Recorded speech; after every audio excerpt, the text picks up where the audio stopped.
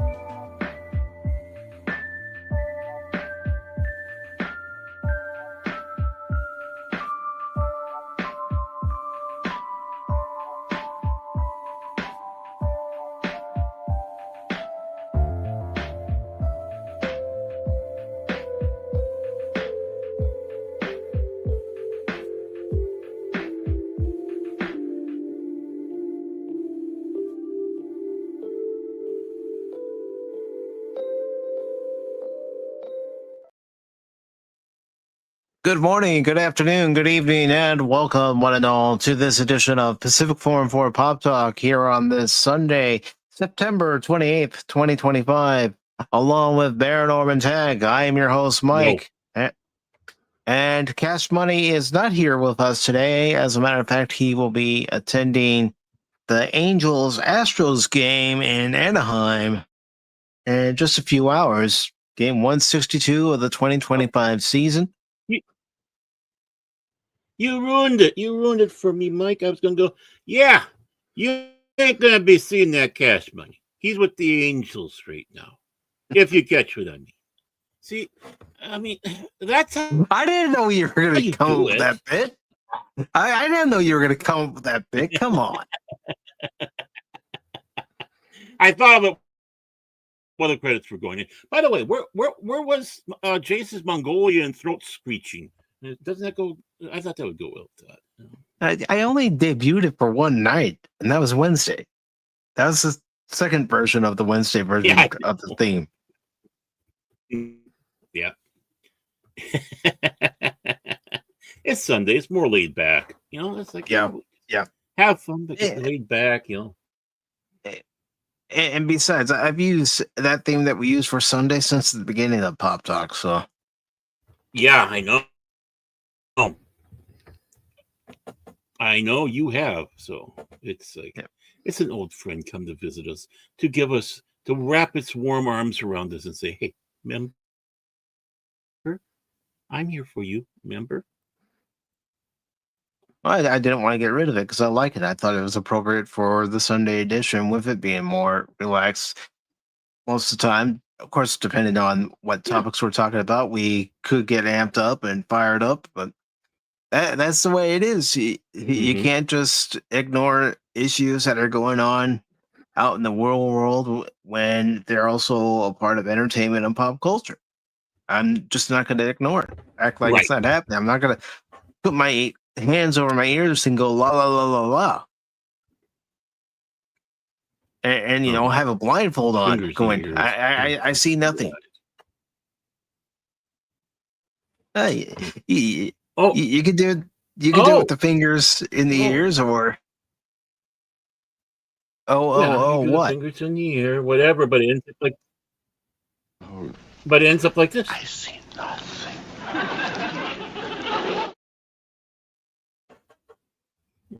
Yep. And I know we've been talking about some touchy subjects of late, but if I see something that I look at and say, we should address this, we need to address this, then that's exactly what we're going to do. Yeah. And because we're touchy. Jay says, can you dig it? Oh, yeah, that's right. One of the stories we're talking about today, that Keenan Thompson. You know him from all that. You know him from Good Burger. You know him from Saturday Night Live. Yeah. Well, he's going to be producing a Macho Man Randy Savage biopic. Yeah, it's going to be the greatest biopic of all time. Woo. Yeah. Oh, and we shouldn't neglect the fact that to let people know the part of Cash Money today is being played by a Strawberry. That's funny. You should mention anything like that because I added the new sound. Your mother was a hamster and your father smelt of elderberries. Yeah. Did you hear it? I heard it. Good, because sometimes those sounds come through, sometimes they don't. Well, just like Sergeant Schultz, I didn't see it until the very end, the last bit. So it's like, and that's how it's been for me of late with StreamYard. When I play a sound, I don't see it until the end, but everyone else is seeing it as it should be. It's like, okay, is it just me, or is everyone else seeing it the way I'm seeing it? Right. Exactly. Exactly, brother. Yes. But yes, Cash Money is at game 162 for the Angels and the Astros. Neither one of them are in the playoffs this year, as the Astros were eliminated last night.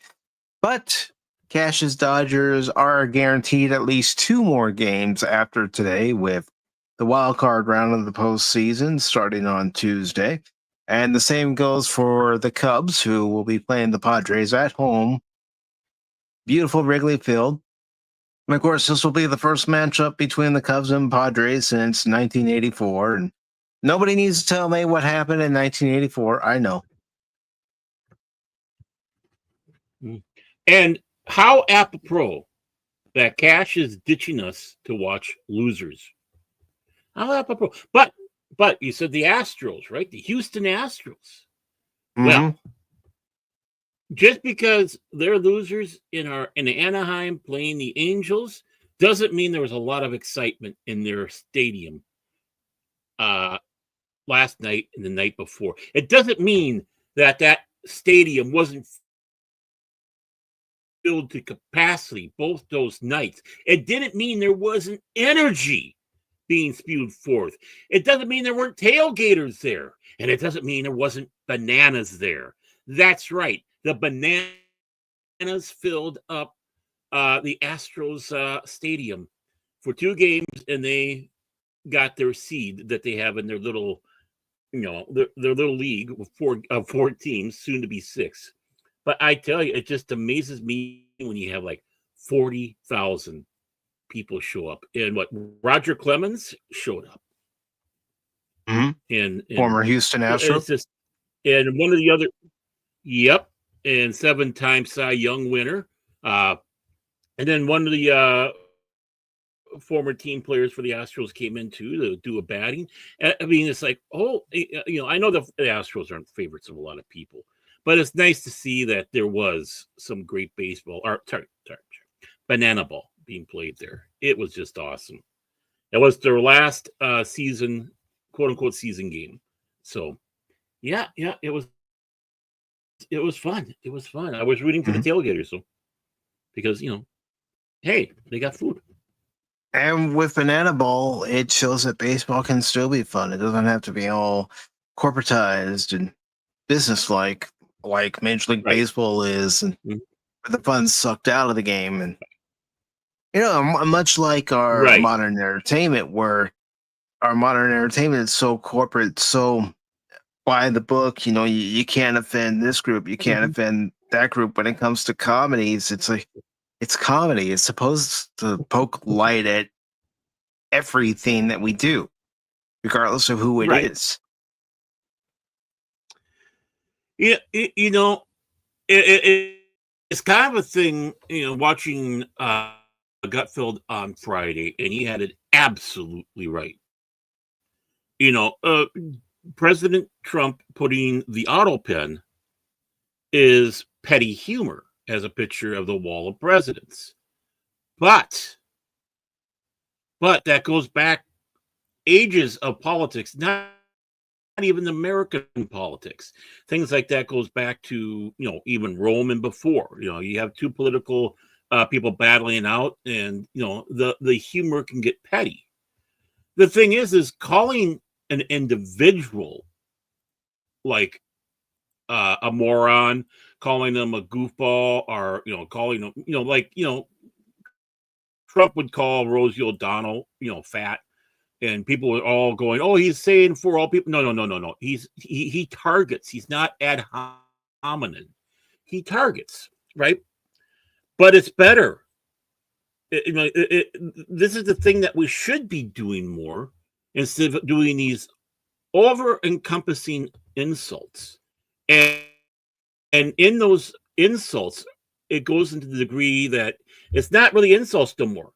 It's accusations that, oh, you're a Yazi, you're, a phobe, all that stuff, associating all the things that makes it acceptable go out there and harm people, right?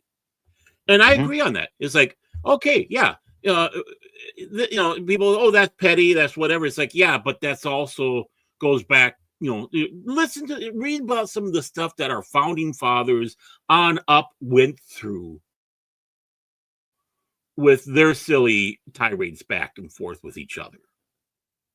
And, it's like, I sit back and call this a refreshing breath of air, because let's get past the BS and get right down to the core and the feeling of people. And yeah, I mean, I don't want a big brawl to break out in the Congress like you see in these other countries, but to have this fake decorum is ridiculous.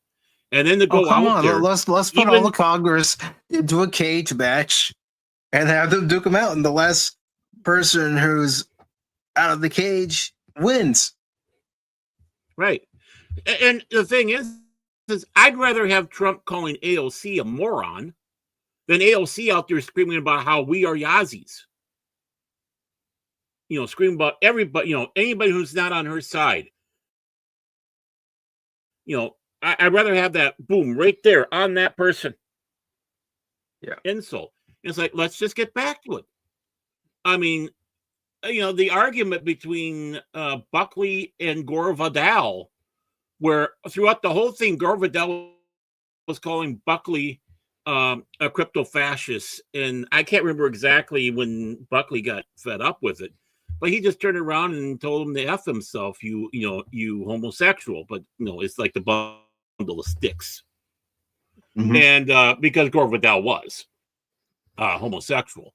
And, of course, everyone's aghast they do this. Like, how many times does a person have to be called a crypto-fascist before they attack back? And you're telling me that's the bad thing? No. It's like the fact that Buckley lasted that long before he blew his top. So, yeah, I mean, yeah, exactly. With the smack talk and stuff like that. I'm all for the smack talk, even if it seems petty and juvenile. Take a look at all these so-called civilized countries around the world, and they do that. And that's my thing. I'd rather insult people individually and call them a moron or whatever. And if they want to call me something, fine. Welcome. I mean, I'd rather hear somebody in Congress say the soundbite that I already played, but I'm going to play it again. Your mother was a hamster, and your father smelt of elderberries. Well, the one that does that the best is John Kennedy. I mean, honestly. But yeah, I'd love to hear more stuff like that. I'd love to hear the petty attacks be creative. I I personally think the auto pin was brilliant trolling. It's like, okay, now can the other side start doing that? I want to see the other side start doing proper trolling with intelligence, not just going out there frothing out the mouth, calling people like Mike, me, because it's, there anybody who doesn't agree with them. So that because we don't agree with their point of view. We have our own point of view, and whenever we state our own point of view, we're looked at as the bad guys.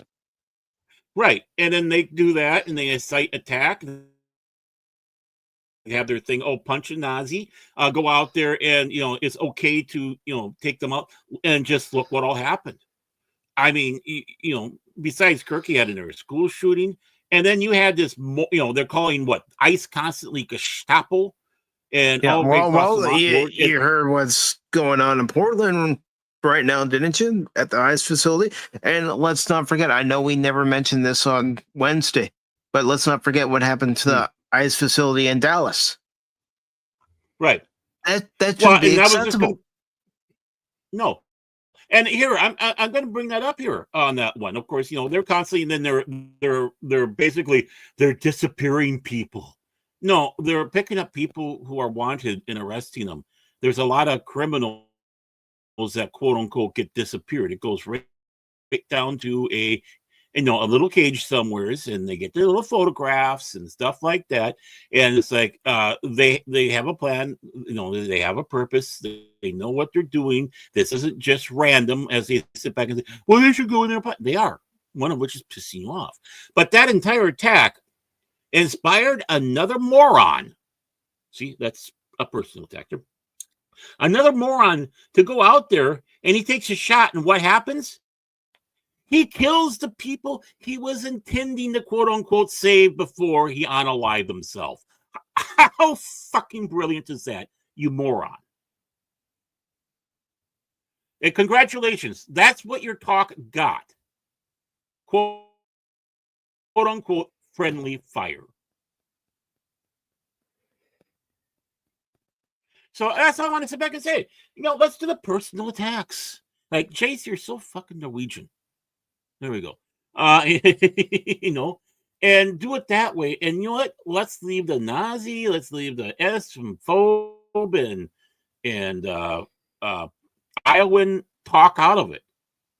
It's just not worth it. Let's just be, let's be petty, not insane.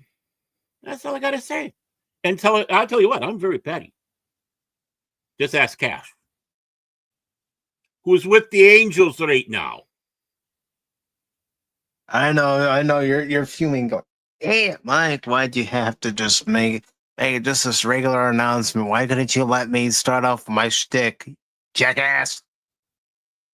Yeah, see, it's Mike's fault, people, because I was gonna go, Cash is with the Angels, and they go, what happened? It's like, but he is being played by a Shrubbery right now, so. And that Shrubbery is very intelligent in art. And real quick, your wife brings up something else that had happened this morning in Michigan. What the hell happened? Because I have not. All right, I'll grab the article. Oh, okay. Oh, shit! I see that.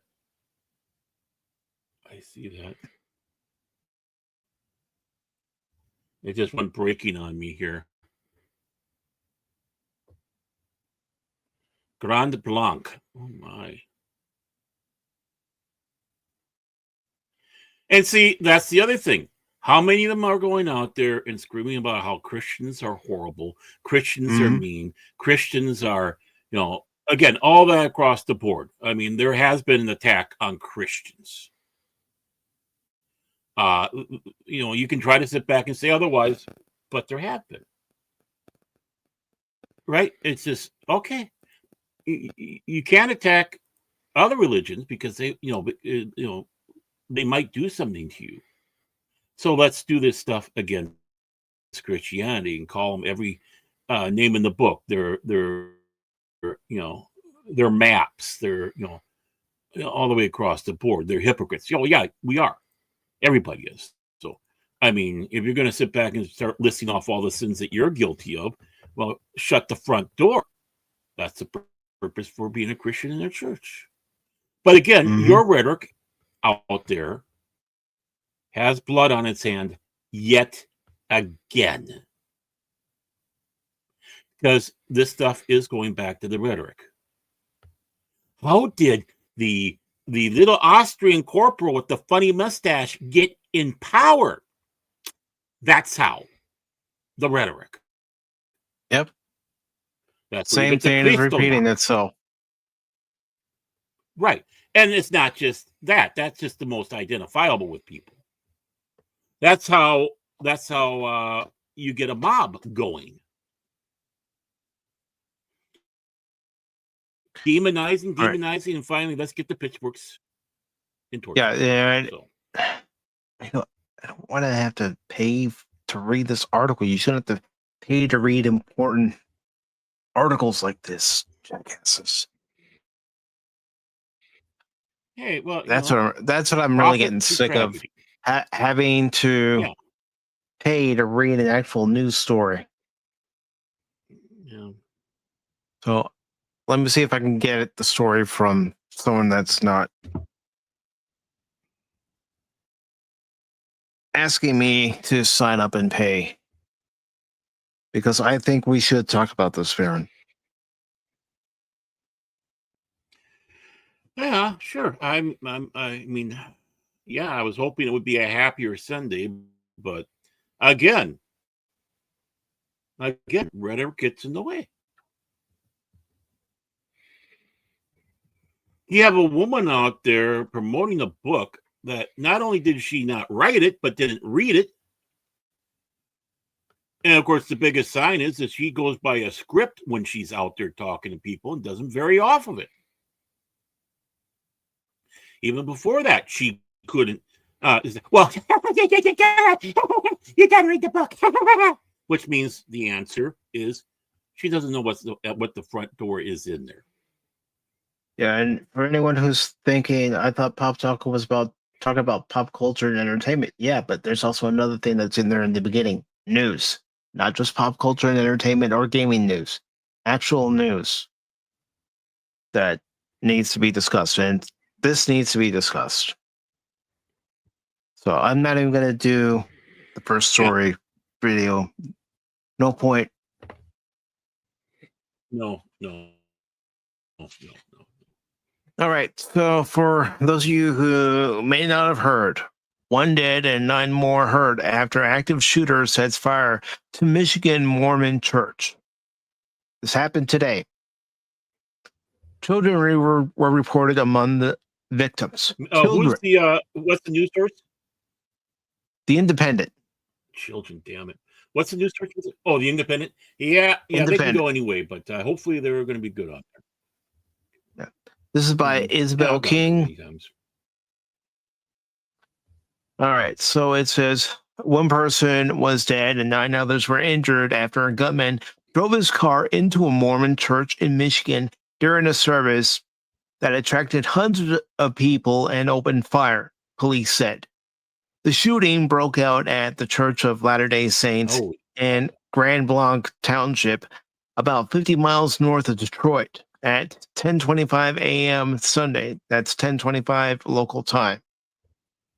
Grand Blanc police said the suspected gunman was a 40-year-old man who rammed his car through the front doors of the church. Grand Blanc Township Police Chief William Ring said during a press conference authorities have not identified the suspect.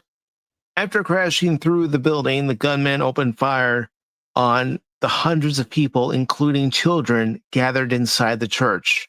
A fire broke out soon after, though it was not immediately clear how. Authorities say they suspect the gunman started the blaze, which was under control just before 1 p.m. So, of course, it's all Eastern time. Okay. They're in Detroit, Michigan. Not long ago. Yeah. Authorities said the gunman. Yeah. Authorities said the gunman was dead and that there was no ongoing threat to the public. A motive was not known, and authorities warned there may be more victims. FBI agents are on the scene helping local authorities in response. A reunification center was set up near the church, which is located near residential areas, and a Jehovah's Witness church in Grand Blanc. Of course, it says President Donald Trump wrote on his Truth Social platform that he had been briefed on the shooting. The FBI was immediately on scene and will be leading the federal investigation and providing full support to state and local officials. Trump began his post. Trump continued. The suspect is dead, but there is still a lot to learn. This appears to be yet another targeted attack on Christians in the United States of America. The Trump administration will keep the public posted as we always do. In the meantime, pray for the victims and their families. This epidemic of violence in our community must end immediately, he wrote. He's right about that. It needs to end. It needs to stop. Enough of this bullshit. Right. I'm tired of people being attacked just because of their faith. Well, faith, political view, other views, something that's different, a different way of thinking about living. It's like, no, I don't want to be a communist. I don't want to be a socialist. No, it's just, I want my country protected, and I don't want illegals here. And then what they do? It's slander. It is slander. Mm-hmm. They lie, and they just juice it up to 12. It's like 11. That's not enough. Let's dial it up to 12. Maybe we'll get to 20 here. This type of rhetoric only does one thing. Mm-hmm. It incites people to violence. And there is a wider range. And AOC is out there flapping her horse gums. Oh, I was just going to say, inciting you it. You can say all you want that both sides do it, but look at which side is always amping it up, turning it up past 10. Mm-hmm. What side is doing it, Baron? Yeah, right now we're beyond. Exactly. We're beyond the both sides argument. We are done with that now. That is fucking bullshit right now. Because where are those attacks coming from? I'm talking about verbally, written, and physically. Yeah, there might be a lone or a couple of lunatics on the quote-unquote right side that go out and do something stupid, right? But not this. How many church shootings have we had? How many school shootings have we had? How many shootings have we had that involve children? And you take a look at who the shooters were. And then you have asswipes like Jimmy fucking Kimmel going out there knowing the truth and spreading the lie.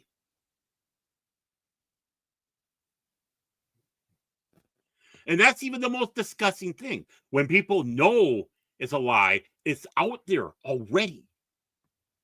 And they continue because, and they run with the lie. They continue to run with the lie. Right. Because they want to say the lie as much as they can so they can make it the quote-unquote truth, which is a tactic that was used by Ivani Hitler. It was done by Stalin. It was done by Lenin. It was done by Castro. It was done by the family, the Kim family, I should say. All the way. It's still being done by them. I mean, when you have, when they made the Emperor of Japan a god during World War II, there's a sign. We have a problem here.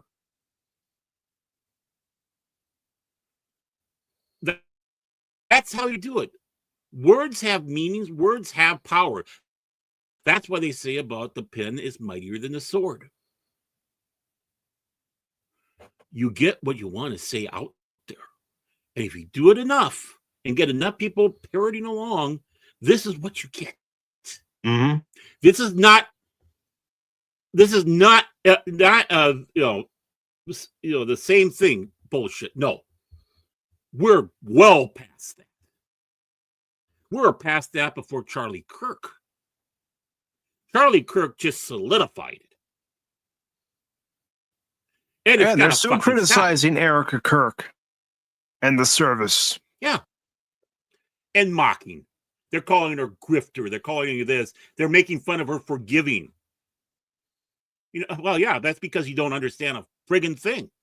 You've been lied to enough about Christians that she does something like that, it goes right into the mocking. Yeah, and even Tim Allen posted recently that Erica Kirk set an example.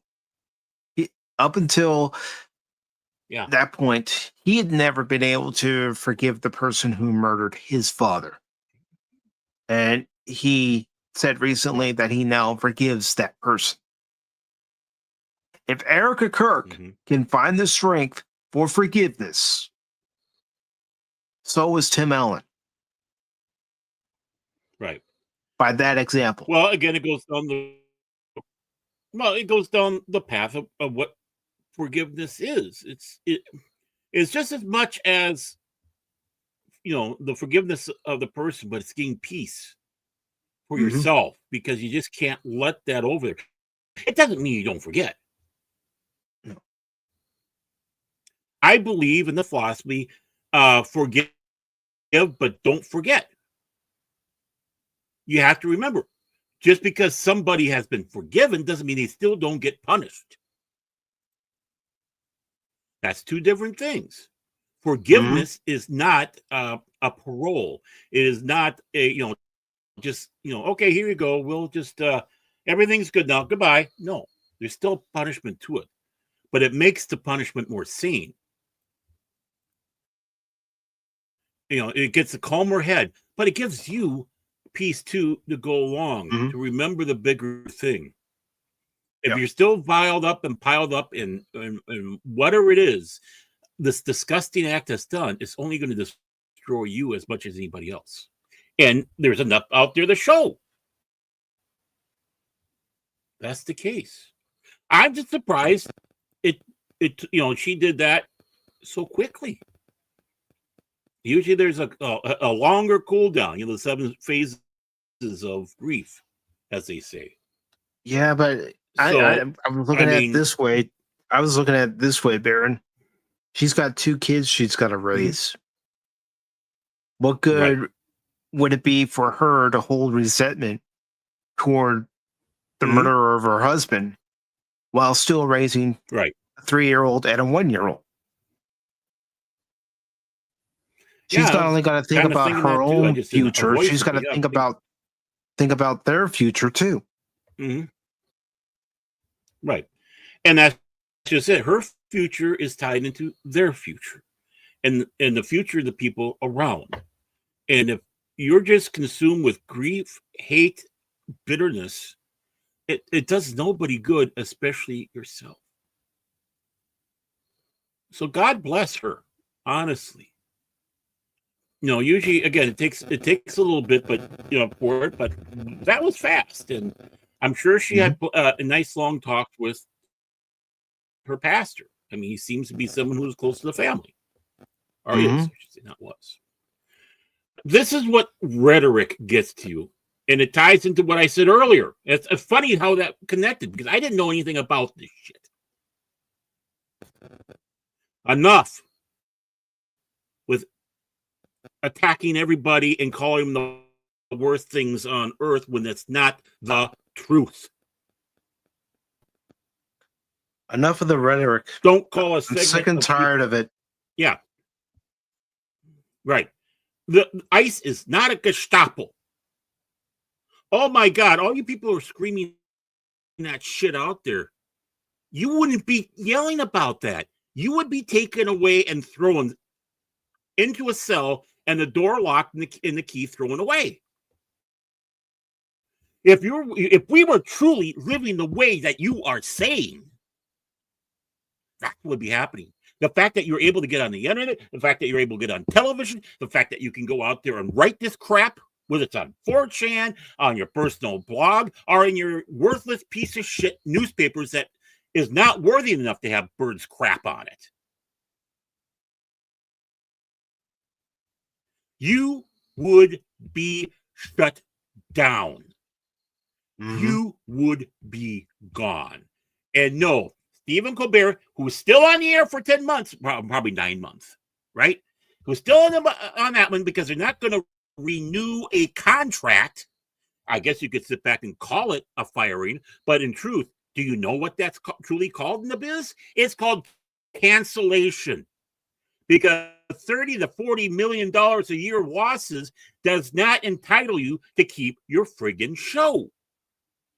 Jimmy Kimmel slandering on his show does not mean he doesn't get kicked off of it for a while, especially about such a touchy situation, and then coming back and being a smug arsehole. No.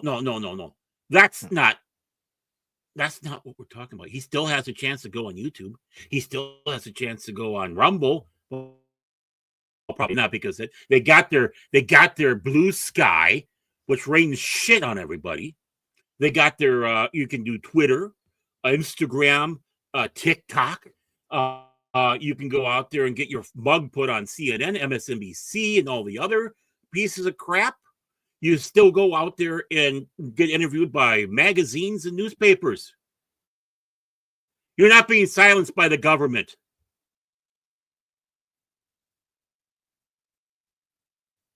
Unless it's YouTube acting on their behalf under the previous administration. Right. And there you go.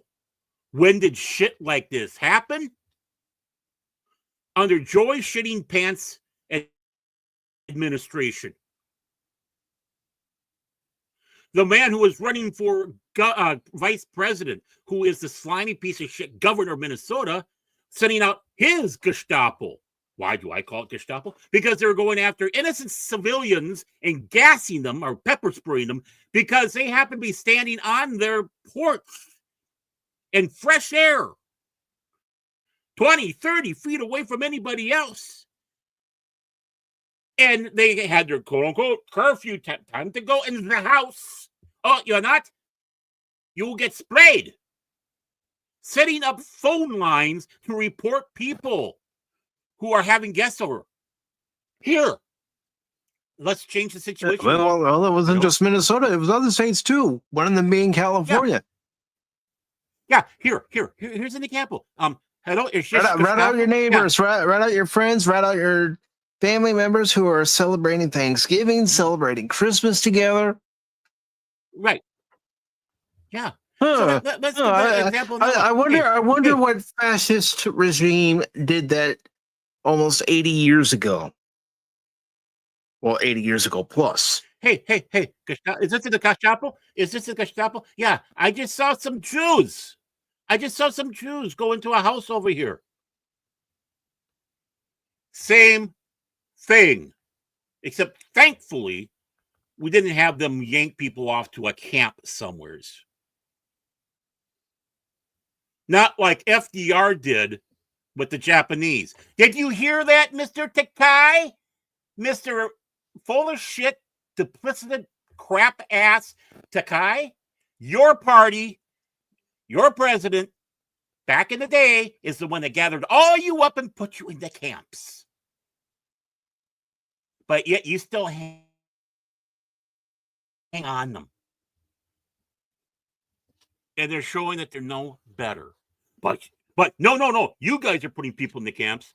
No, we are putting illegal criminals into, yes, a cage.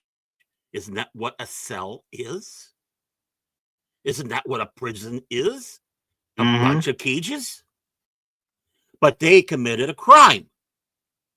And yes, entering into this country illegally is a crime. You started your living in this country as as being a criminal. Mm-hmm. I don't care what Jasmine Crockett or Maxine Waters or AOC says about it or anyone else. That is a crime. If I go into another country without the proper documentation by the proper means, then guess what? I'm entering that country illegally. And I'm going to get my ass deported. Right. Exactly. I mean, and of course, let's look at Crockett and her rhetoric. Her attacks on white people is pretty damn racist, if you ask me. If I'd say the same thing, oh my God. If I even said you wouldn't be here right now, Baron, if you said the same thing. Right. And Maxine Water, what a joke. And Al Green, what a joke. But yet they're the ones that keep spewing forth literally, that our own people are Gestapo. Our own law enforcement are Gestapo. The same ones that they're more than happy to use so they can clamp down. And, let's go back a couple more steps. Remember when we're being forced to have health insurance illegally? Yeah. By a certain president with big ears? And he set up a tattletale line. You could call or email in someone who's saying something bad about the healthcare program. Why would you do that? Unless so you can go and visit them and maybe try to convince them that they are wrong. Hello. We heard that you are critical of the president's healthcare plan. May we speak with you? That is not a question. That is a statement. Sit. I mean, okay, let's tattle people. Let's tattle our own citizens. And they're a way to bring things apart.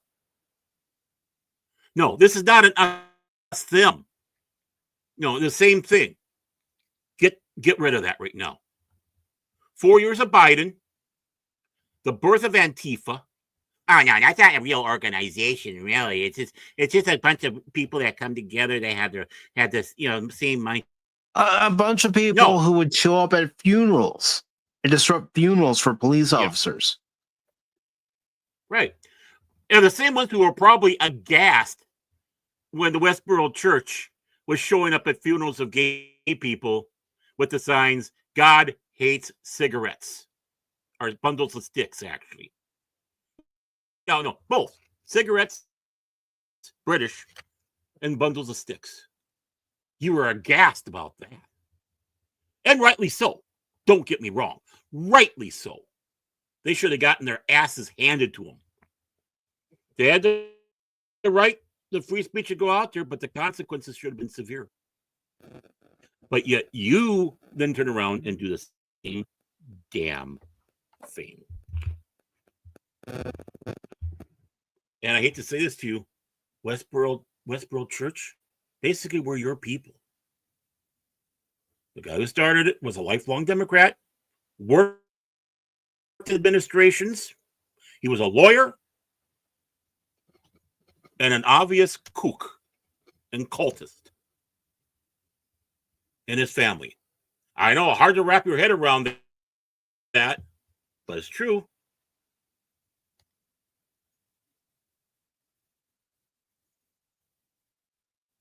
Oh, by the way, breaking news. Eric Adams dropped out of the mayor's race. He was the one running in Minnesota, wasn't he? Or is that New York? No, I that's can't keep track of them all. That's New York. Yeah, that's the guy who was the current mayor and got in all sorts of trouble. And he dropped out of the race. So maybe that will help New York a little bit against this lying scumbag who's running for mayor again, who says the same damn thing. Defund the police. The police are horrible. These people are horrible. If you wear a red hat, they should be beaten up.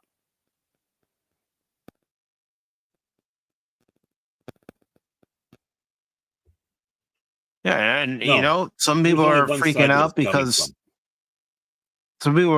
because Trump has declared Antifa a terrorist organization. Yeah, I don't blame them. I seriously don't blame him for He should have declaring done it them the as a first time. terrorist organization, considering all the crap that they caused, Why not? the damage that they've Klan caused. Hmm. The NSDAP US is, or NA, I think, North America, whatever. But they are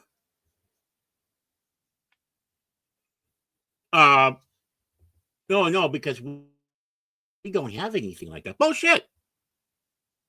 I said a long time ago that all Antifa is our Red Brigade. Back in the beginnings, 1919 and such like that, even before, the young growing National Socialist Party was having battles with the Red Brigade, which were the commies, the little pissant commies, for control. That's where the brown shirts came from. The SA. Not to be confused with SS. But they would have their tweets. That's where you get Horst Wessel Lied, the Horst Wessel song, because he was one of the brave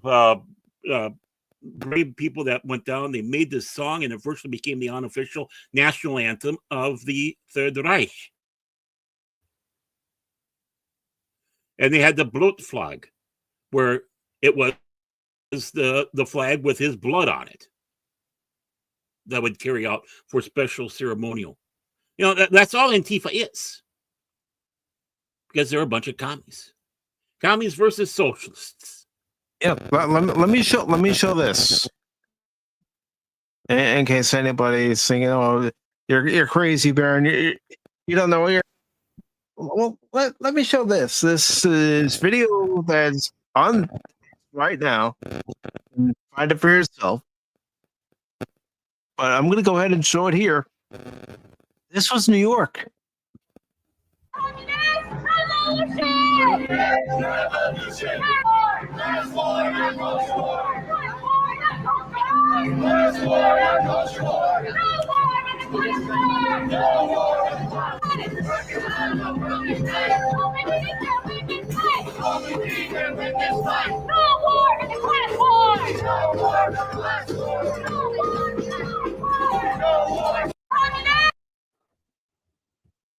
Yeah.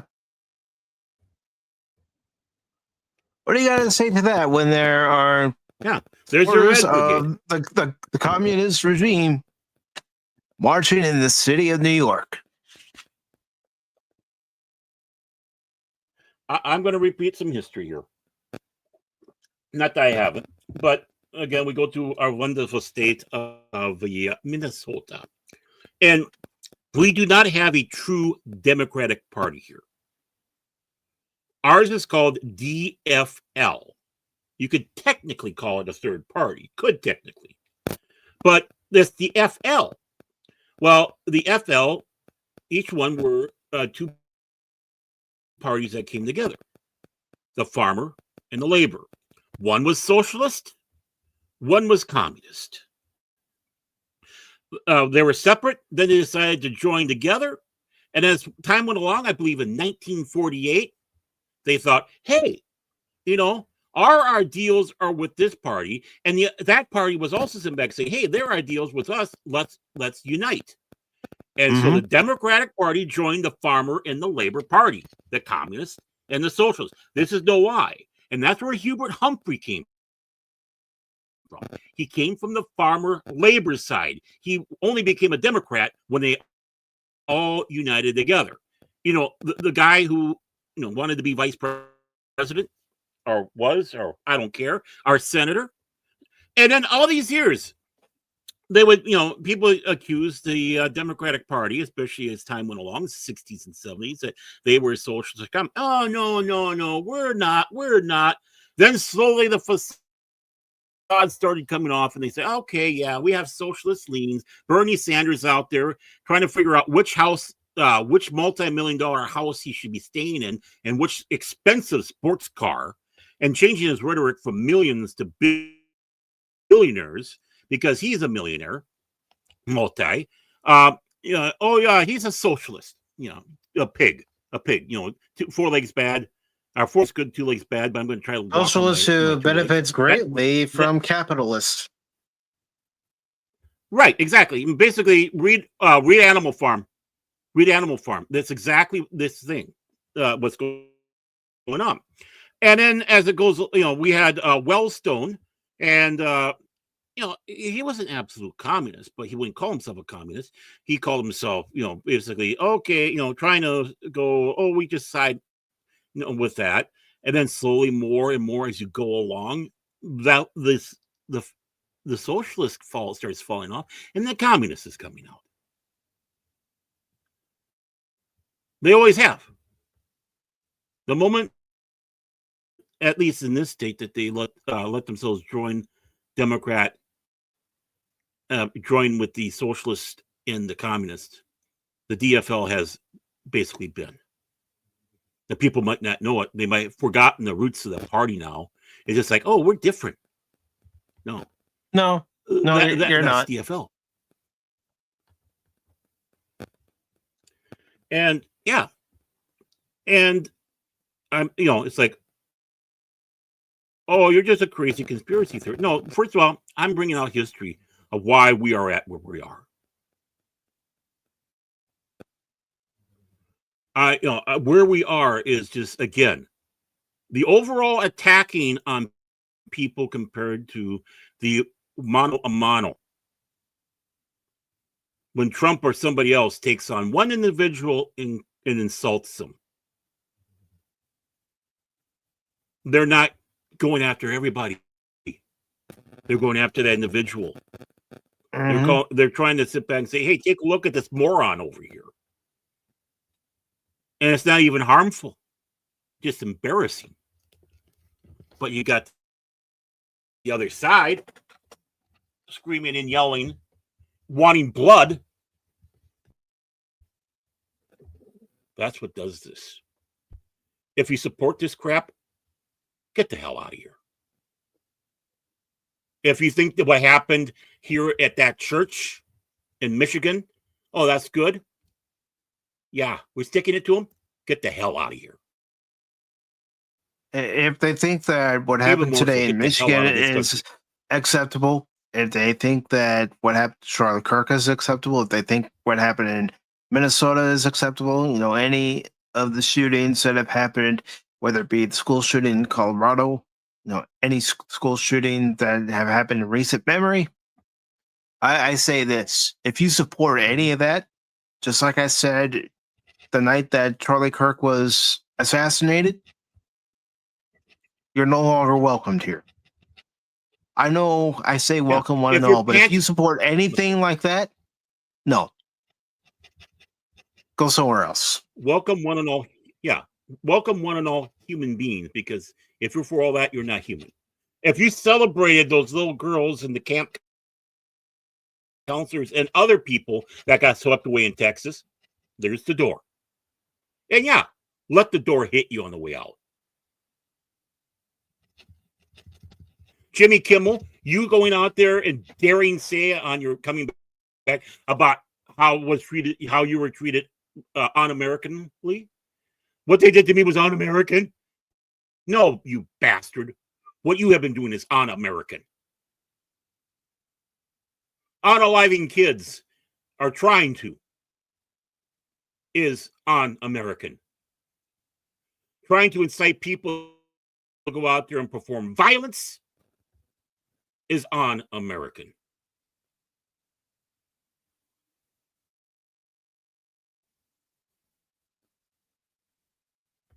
And then you sit back and dare say about your Christian values.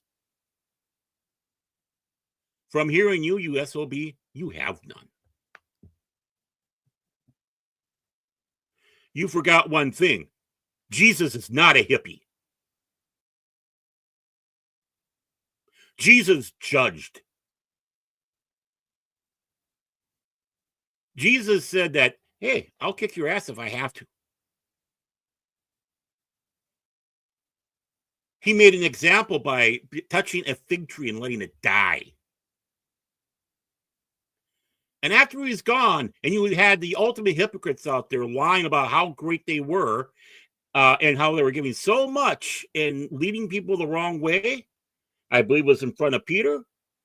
Ananias and Sapphira dropped dead. Old Testament stuff right there. But that was in Acts. New Testament.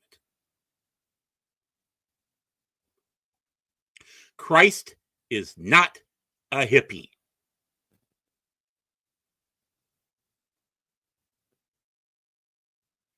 And yes, he dined with sinners. But he never gave them, never sat back and said, continue what you're doing. No. What did he say to the prostitute? Sin no more. Mm-hmm. He converted some of the most disgusting people they had at that time, or as they viewed, like Matthew, the tax collector. Tax collectors in those days would take for Rome, and then they'd make sure a little bit more got sent in through nefarious methods so they could get rich. And people knew that. And they're some of the most hated people, especially if you were a zealot, which one of the disciples was, by the way. I mean, he got. Or the other tax collector who climbed a tree because he was so short. He was told by Jesus, change your ways, and he did. Jesus is not the dude.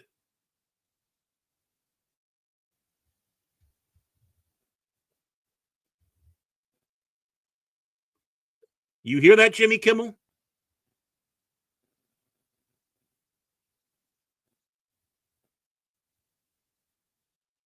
He's just our savior. He did the ultimate act to keep us safe. Well, not safe, but saved. To take on our dirt. He was our whipping boy. If you understand what the concept of whipping boy was, you had a household, you had someone of noble birth or whatever. They would act up. You couldn't hit them, you couldn't spank them. So there was they usually had a companion, and it was them that got beaten, with the hopes that them watching their friend getting whacked upon would be a sufficient punishment. That's what Jesus did. Mm-hmm.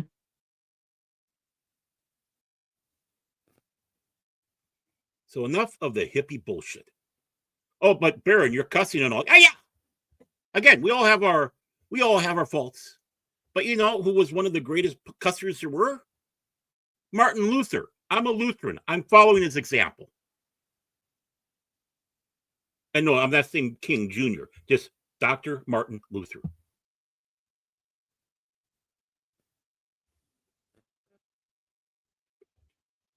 This has got to stop.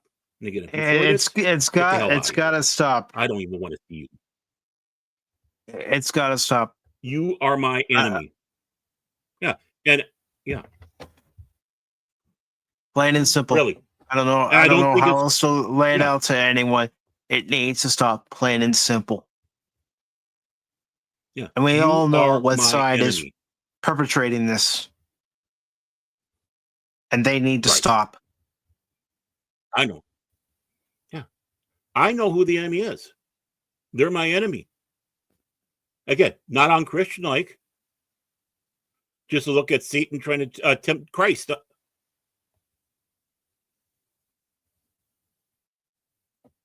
Right? You are the enemy. Satan basically means adversary. Well, then you're my Satans.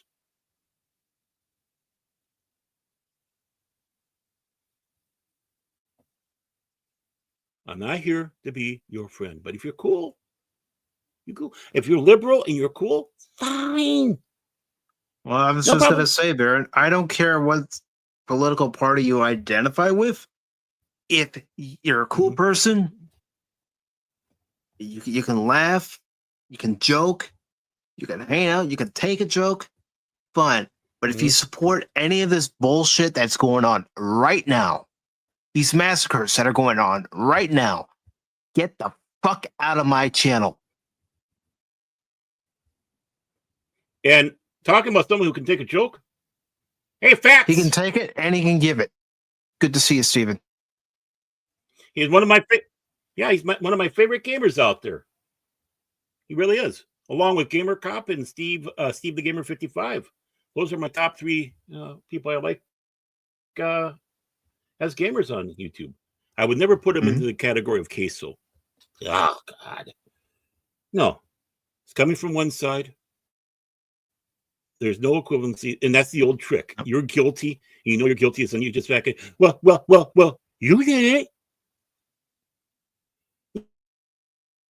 That 3-year-old argument, that kindergarten argument. But then again, are we surprised? That's where they're arguing. We shouldn't be. We shouldn't be, Baron. Oh, I'm not. And how dare they again? This is supposed to be a fun show, right? This is supposed to be a fun show. This is a day of rest. This is a day to kick back, to enjoy, for people to gather together, for people that, the worship, if they worship, to go to McDonald's if they don't worship, or whatever, or vegan restaurant, or what other. How dare they? How dare they do this to these people? And then inflict it on the rest of us. Like I said at the beginning of the broadcast, Baron, worst. Like I said, I'm not going to ignore something like this. Something like what happened with Charlie Kirk, again, with what has happened with recent school shootings, what happened in Minnesota. I'm not going to ignore topics like that.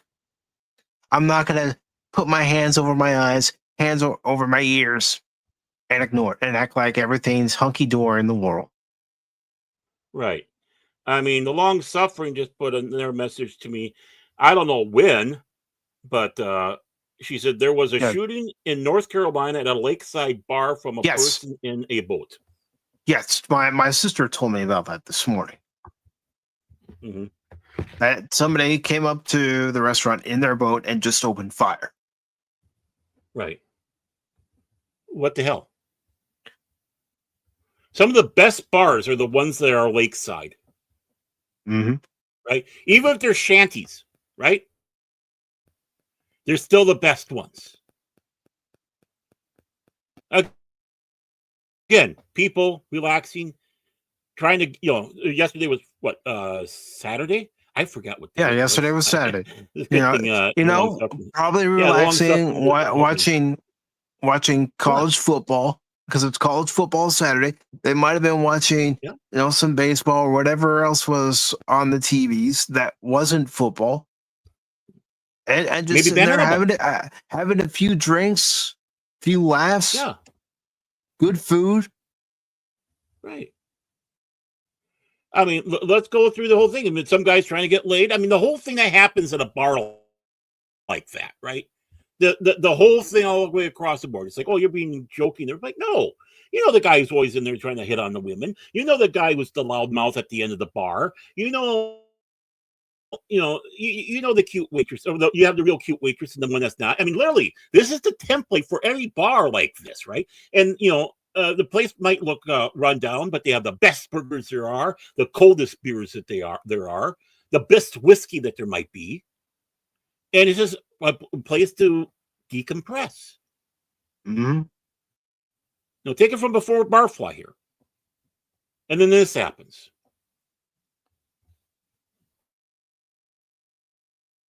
We shouldn't have to live in fear for our lives. Going to church, going to a restaurant, going anywhere. We shouldn't have to constantly look over our shoulder and wondering, is that person going to do something? Is that person going to do something? Mm-hmm. Because that's what we're getting to, Baron. Constantly having to look over our shoulder. No. Well, as Thomas Jefferson said, we should always be looking over our shoulder. Not paranoid, but be ever vigilant. And that's overall. We're talking about the government. We're talking about the nation.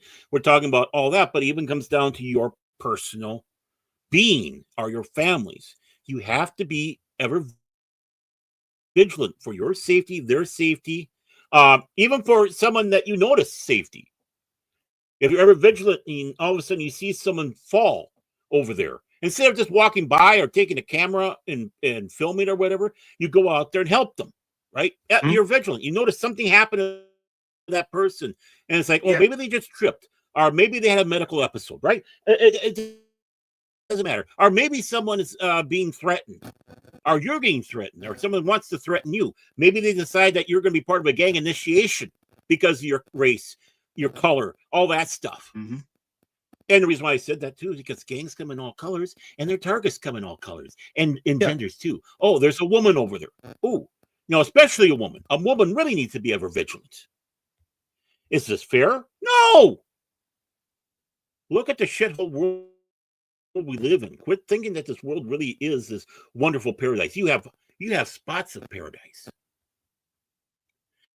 But like Ben Rumpson was saying in Paint Your Wagon, and then along comes the people and gummed it all good.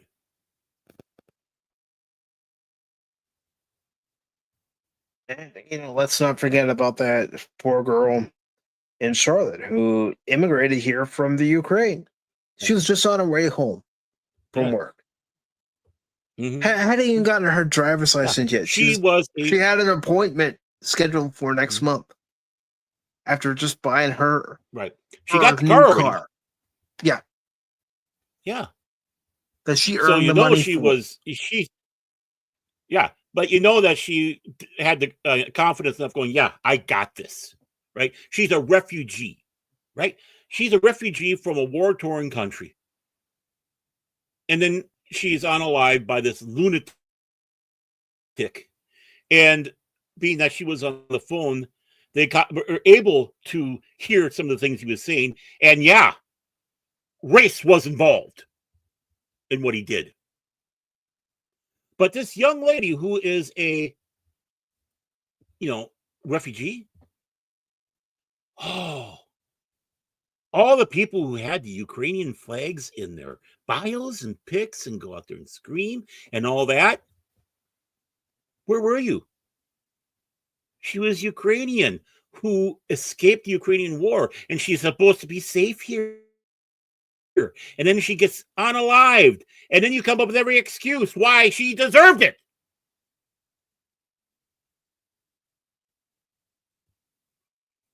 Take every one of those Ukrainian flags off your profiles, you pieces of shit. You know what they showed, Baron? That they're hypocrites. You couldn't even stand by someone who came to this country looking for a better life, looking to escape what was going on with a war-torn country. Right. Me, as a person who does not like either country, talking about political-wise, Ukraine and Russia, mean that this is something that goes back through the ages and does not believe we should be involved in this. Right? I'm the mean person now, right? Here I am. I'm this mean, horrible person. A refugee comes in, we take care of them. I don't care where you came from if you're a true refugee. And we failed this woman. And she was from the Ukraine. And I cry. Because, again, it's not the people. It's the governments you're pissed off at, are irritated with. And then you have this beautiful young lady who is massacred like that. And nobody did a fucking thing. Nobody gave a damn. They just all sat there like just a normal train ride. Nothing's happening. Yeah. And what did we start hearing from the talking heads? Oh, she's white. Doesn't matter. She's white. And then they start going out there about, this poor guy that did it. Oh, the poor guy that was released from prison 14 times? Yeah. The last time on a promissory note, he got arrested. It's like, okay, we won't give you a bail, but here, just put your name down here that you'll be back here, okay? By a woman. Now, mind you, I don't mind the fact that you have a judge that's not a lawyer. In fact, that shouldn't even be one of the cases. Our law should be so simple, you don't need a lawyer as a judge. In fact, I find that as a conflict of interest. But the thing is this woman having no knowledge of anything on that bench, even looking back at past cases, and she let him go. You should be in that jail cell next to him. Any judge who lets a dangerous person like this out, they finish serving the time. No parole. If the person they let out happens to survive, they can share a cell together. Mm-hmm. He might get parole, but you as a judge don't. Because you put whatever it was ahead of what is good for this country and the people.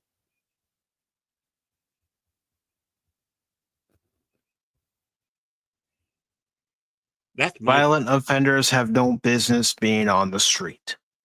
No.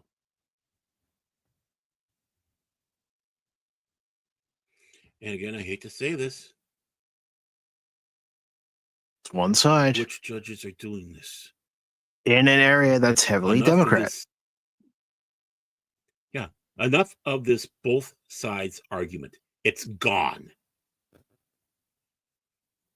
Timmy Walls, Mr. Jazz Hands up there, calling people Yazis and such, and inciting violence and you know, hoping that Donald Trump is dead. Yeah, he did. The guy is so friggin' dumb that the state is heavily invested in the Tesla, but he tells everybody how excited he is when he sees Tesla stock going down. I check it every morning. And let's not forget, in the debates, I'm friends with school shooters. I'm beginning to believe that. I was going to bring that up there. Yeah, when he debated now Vice President J.D. Vance, he did say that he was friends with school shooters. You can find it out there on the interwebs. Well, not only that, I you know, going through the interwebs, I found came across this really dank meme, and it has it's drawn or whatever. It has Tim Walz next to, you know, the guy Robert. I'm not going to call him by whatever. I'm dead naming him. And he's helping him aim the M16 or AR-15 that he has, the Robert. And above it, done up, is the logo for Friends. And it's like, oh, I'm dank, but I don't know if I can go to that level. People see it. People know it. They think we're dumb. The thing is they're stupid because, no, we do see it. Follow the memes. You don't even have to follow the memes. There, just follow the trail of news stories. Oh, yeah, that too. And dig into the information. You'll find it. Right. Not hard. In other words, follow the breadcrumbs. Mm-hmm. Well, you know, again, the memes serve as the springboard. They're like the little opinion cartoons you get on the opinion pages. You know, I don't want to say political cartoons or whatever. It's social, whatever, because, you know, it goes over everything. And yeah, you get them on both sides, but I hate to say this, the left can't meme. They really can't. I mean, I really try to get into and find a logic that they have with their meme, and I don't. And some of them are so bloody wordy. It's like, that's not the purpose of a meme. A meme is a drop and run. It grabs your attention, and from that, and you start seeing some of that starts piquing your interest. And you start looking into a little bit more. And the memes that are coming from the so-called right, I hesitate to say that because it could be also disgruntled liberals. People are fed up with these people. It could be from all walks of life. Is staggering. And along with the snarkiness, sometimes just too too wrongly humorous. You can see the anger and the rage, but they're taking the pen to paper. God bless memes. I love memes. It's like the pamphlets of the old days where people would pass out their pamphlets with whatever it was. Remember when they tried to go after memes? Mm-hmm. And then they start hitting this. Well, this meme it doesn't reflect blah blah. It's like it's a joke.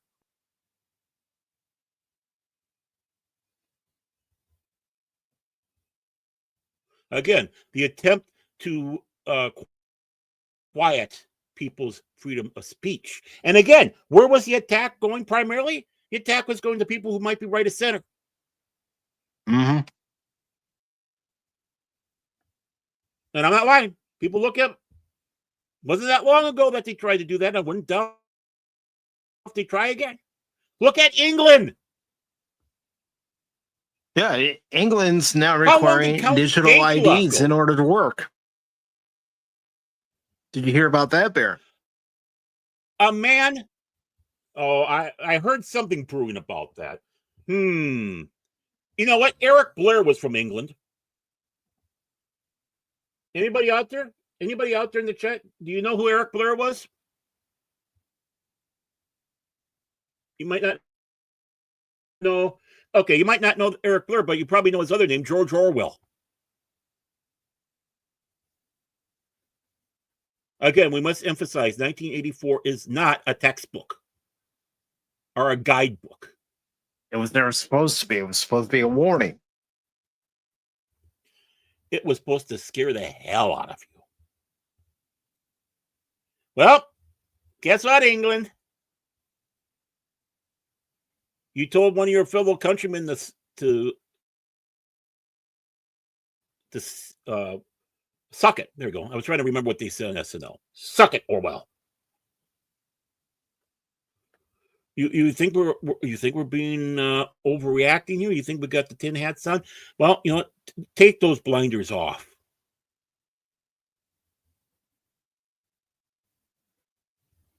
And then start wondering when you become the target. And these idiots that are going out there and causing a lot of these problems, well, Germany had an answer for that. It was called the Night of the Long Knives. They don't trust their useful idiots. They don't trust these mind-numb idiots. They'll send out these people that absolutely disgust them and do their dirty work.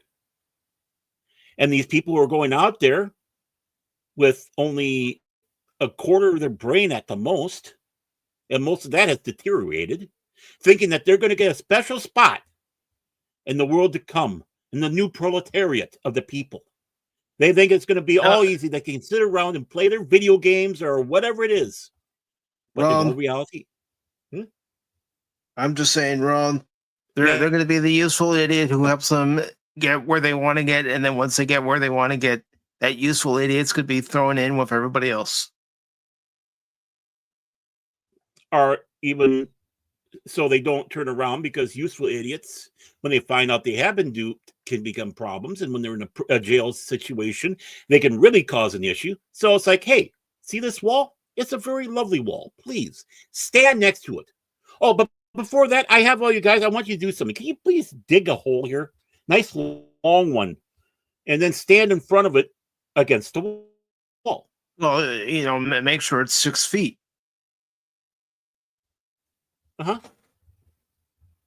That's what happens. It happened in Russia a few times because they had a couple revolutions until finally Lenin got it down right. Stalin did it many times with his useful idiots. It happened at the concentration camps, Auschwitz. Buchenwald, Bergen, all across the board, right? Yeah. No, there were useful idiots that went in there too. The concentration camps weren't all Jews. You had gypsies. You had homosexuals, male homosexuals. For some reason, the Third Reich had no problems with lesbians or bisexual women. Men, however, yeah. And no, it's not the reason why he had the Night of the Long Knives and Ernst Rome was taken out. It wasn't because he was a homosexual. It was because he was, again, plotting to take over because he didn't like what the little Austrian was doing. He thought he was betrayed. That's why he aligned the people against the law. Castro did it. Kim Jong-un. Kim Jong-il. So go ahead and support all this. It'll be interesting television when you have to do their version of the Running Man. Or they take bets on which one's going to be the first one to go into the hole and show it on live TV. Turn into a fundraiser lottery. Have fun, because that's where you're going to go. Enough of these attacks. Again, no, enough of the attacks, enough of the senseless violence, senseless murder against people who do not agree with you. Even if they do agree with you, you don't go into a place of worship and kill people. Right. And be a man/woman. Do it on a personal level. Again, petty, yes. Silly, yes. But I'd rather have that. Where you call someone a $2 call them name, take jabs at them, but you do not, I repeat, you do not retaliate with violence. Mm-hmm. Or you just don't go and call a huge group of people some of the most disgusting things and how they have to be taken out, like has been. Or better yet, leave them alone and they'll leave you alone. That's what I want. Just leave me alone. But how can I control you? Just leave me alone. And we'll be fine. Let's go our separate ways. Never bother each other ever again. Mm-hmm. If we see each other, ignore. Mm-hmm. Act like we don't even exist. Right. We need to get back to that. Not lying about big groups of people so you can have an excuse to use your violent tendencies.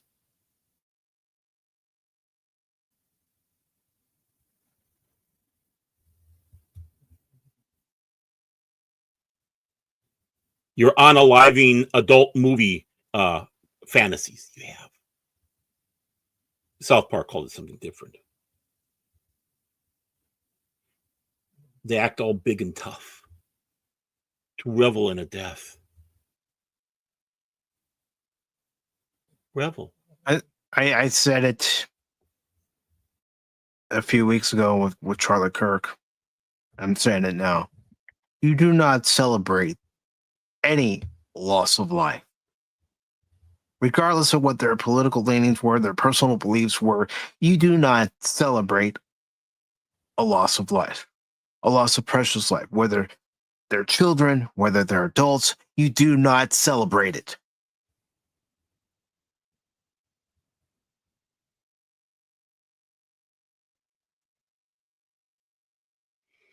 You know, can you imagine? This actually kind of started because I was just kind of trying to do a little lighthearted thing about name calling. And that's all it was. It's like, okay, we're about 10 minutes in and we should be coming to an end. It's just a lighthearted thing, but serious, but lighthearted. And just say, go ahead, call me names if you think so. I don't care. And stuff like that to this, because all of a sudden news broke. Horrible news. And more horrible news. And I'm not going to ignore the news. I'm not going to bury my head in the sand and act like everything is hunky dory. I know I said the same thing about putting my hands over my eyes, hands over my ears. But again, I'm not going to ignore issues, current event issues that are going on. Mm-hmm.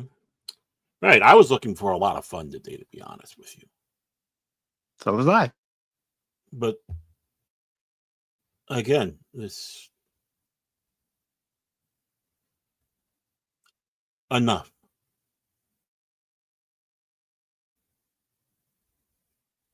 So was I, because we do have a couple of stories that I think people are interested in. I'm not. I'm not interested in the stories. Hey, freak show! You're going nowhere! I got you for 3 minutes! 3 minutes of heat time! Yeah, that's one of them I'm looking forward to, Baron. Talking about Macho Man Randy Savage. I know. And Keenan Thompson I just being did that the producer of a biopic. Yeah, I know. That's one story. And he's going. You know what a fan I am of the Macho Man Randy Savage. Yeah, and not only that, he's also going to play Macho Man. Can you believe that? He's working out, trying to get those muscles, eating Slim Jims. Keenan is going to be a great Macho Man. How are we damaging your calm, Anonymous? Talking about the garbage out there, but it's done. Time to calm, unless of course you're saying that Macho Man's going to get your blood pumping, which he was good at doing. Being all hyped, excited. No, we're not harshing your gig, Animas. Light some incense in the she shed. Again, Anonymous. I'm not going to ignore things like what happened today, things like what happened in Minnesota, things that happened in Charlotte to a young woman just trying to get home. Yeah, it's just happening more and more and more and more and more. So if someone else chooses to ignore what's going on, that's them. Yeah. I tried to ignore my wife's honeydew list, but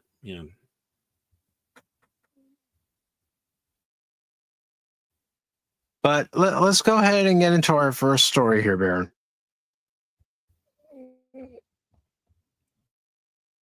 Yeah, ignore the snoring.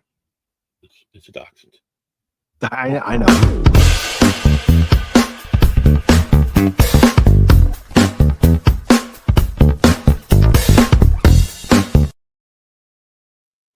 Well, the people don't know. So, it's like, let them know what that sound is. Like, is Baron making squeaky farts? No. Baron's trying to stretch his back. Mm-hmm. Actually, I'm trying to stretch Dachshund back because it's one of the things. Did you know that Germany wants to ban the breeding of Dachshunds?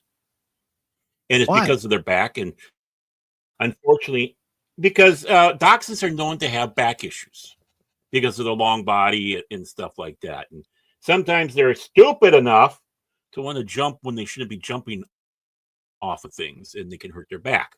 Unfortunately, you, little Duchess here, did that. So that's why I'm nurse meeting my little dachshund here. But now Germany says under animal rights stuff.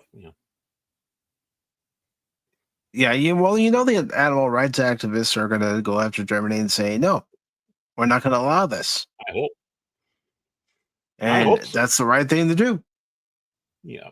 Right, Duchess? And Anonymous says we need 1 million Randy Savages roaming the streets, taking care of business. One down, one to go.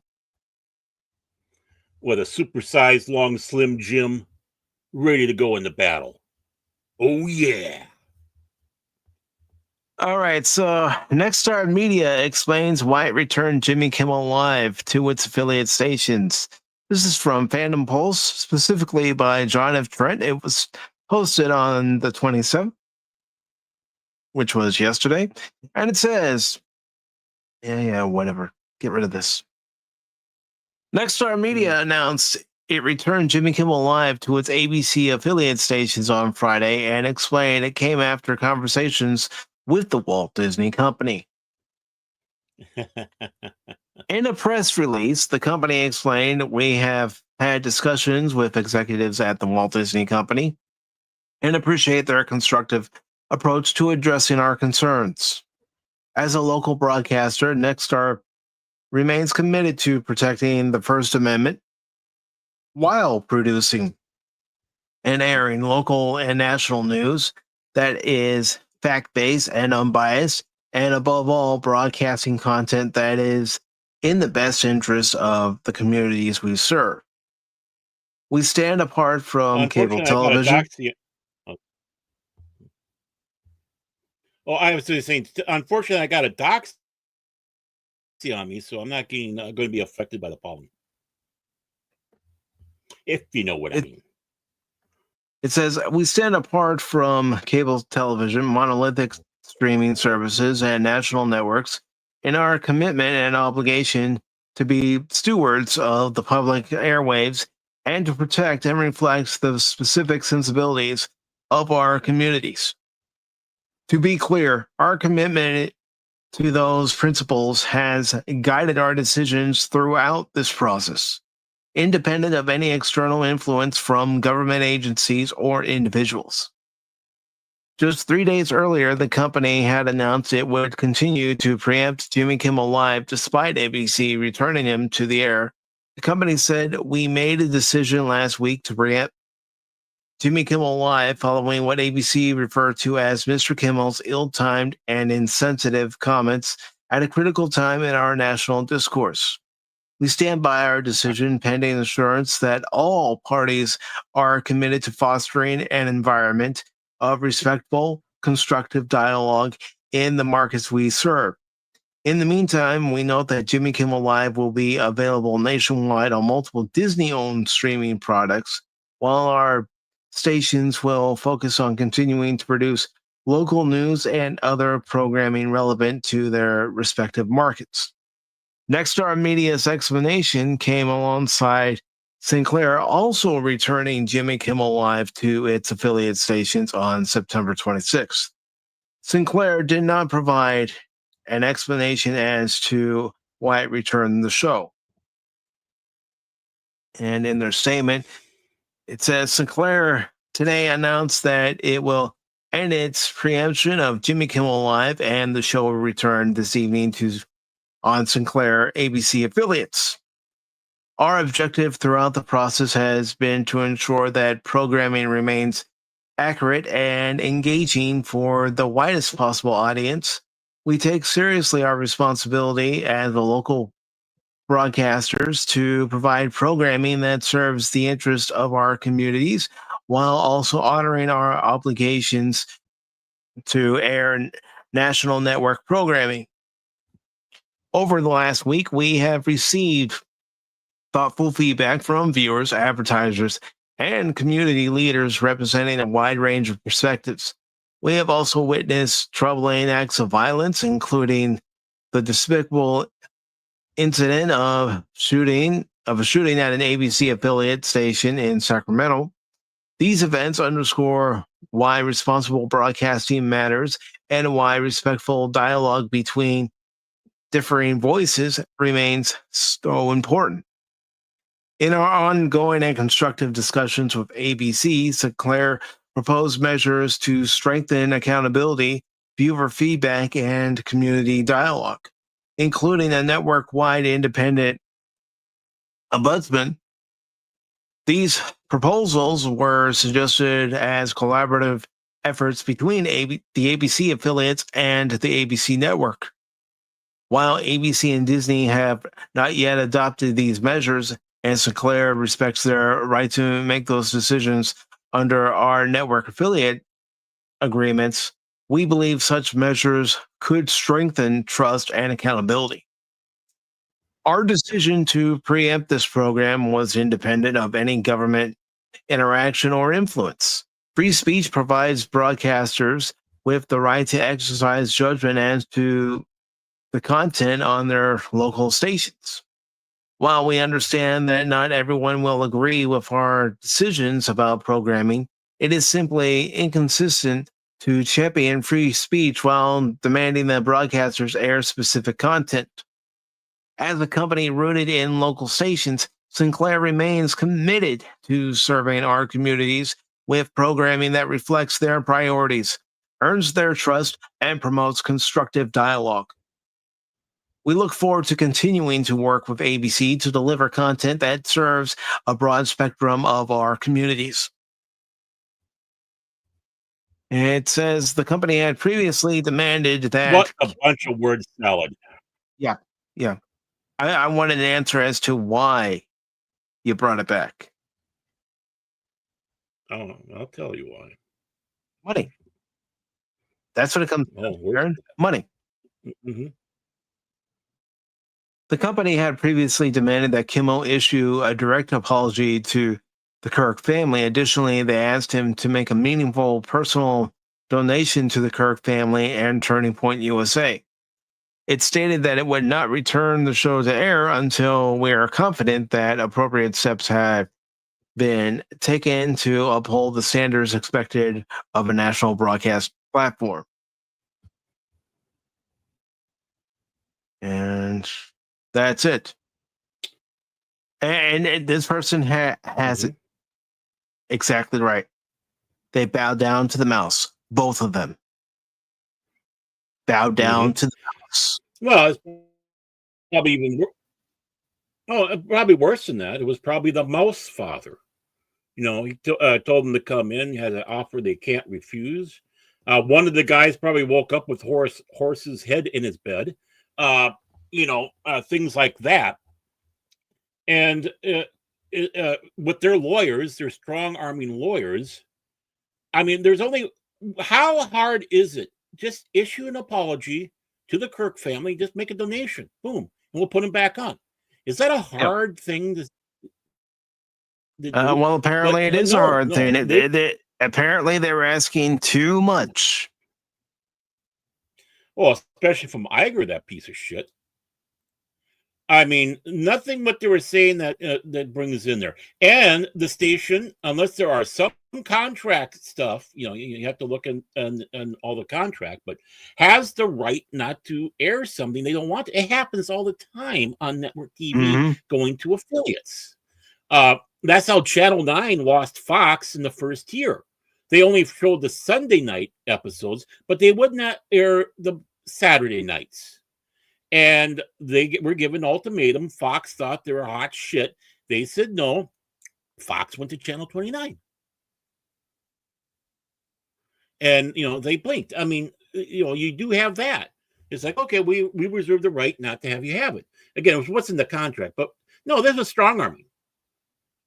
They probably had something somewheres to be able to come in. Onwards, they were having their rights because they have the right not to air it. If, again, depends on what the contract is. And this is strong arming. They just want to look good. If they have to issue an apology, that doesn't make them look good. Jimmy Kimmel never did offer an apology. No. He just went out there, poor me, and whine, cry, and then calling everything on America. Trump asked me this administration did this. It was an attack on my free speech, yada, yada, yada. When it was Sinclair and Nexstar who said, we're pulling this guy. Right. Only to have it about face and say, okay, we'll put him back on. We'll put him back on. Uncle. That's what they were saying, Barrett. Yeah, and and then they were saying about all this bullshit about ombudsmen and stuff like that. No, that's what Disney needs. Actually, they need to be broken up completely. That's beside the point. No, these stations were strong-armed. Disney's got this multi-powerful team. They should have talked to Elon. Hey, Elon, who's your lawyers? It helped Gina. Yeah, it did. In their mind, it helped this insignificant actress. We're big multi-billion dollar, multi-affiliate, important, conglomerate of these affiliate stations. Come on, who are they? Guess let's get down to the basics. It's that's what they view themselves as, something higher than just one actress like Gina. So give me the money. Give me this lawyer. Mm-hmm. So yeah, all this is, again, it's the mouse father. And poor horse, having his head found in a bed of an executive at Sinclair. Yeah. I mean, they're driving the message home. I mean, really, honestly, all Disney is They're a bully. a corporate media mafia. No, they're a mafia. They're a corporate media mafia. That's how they work.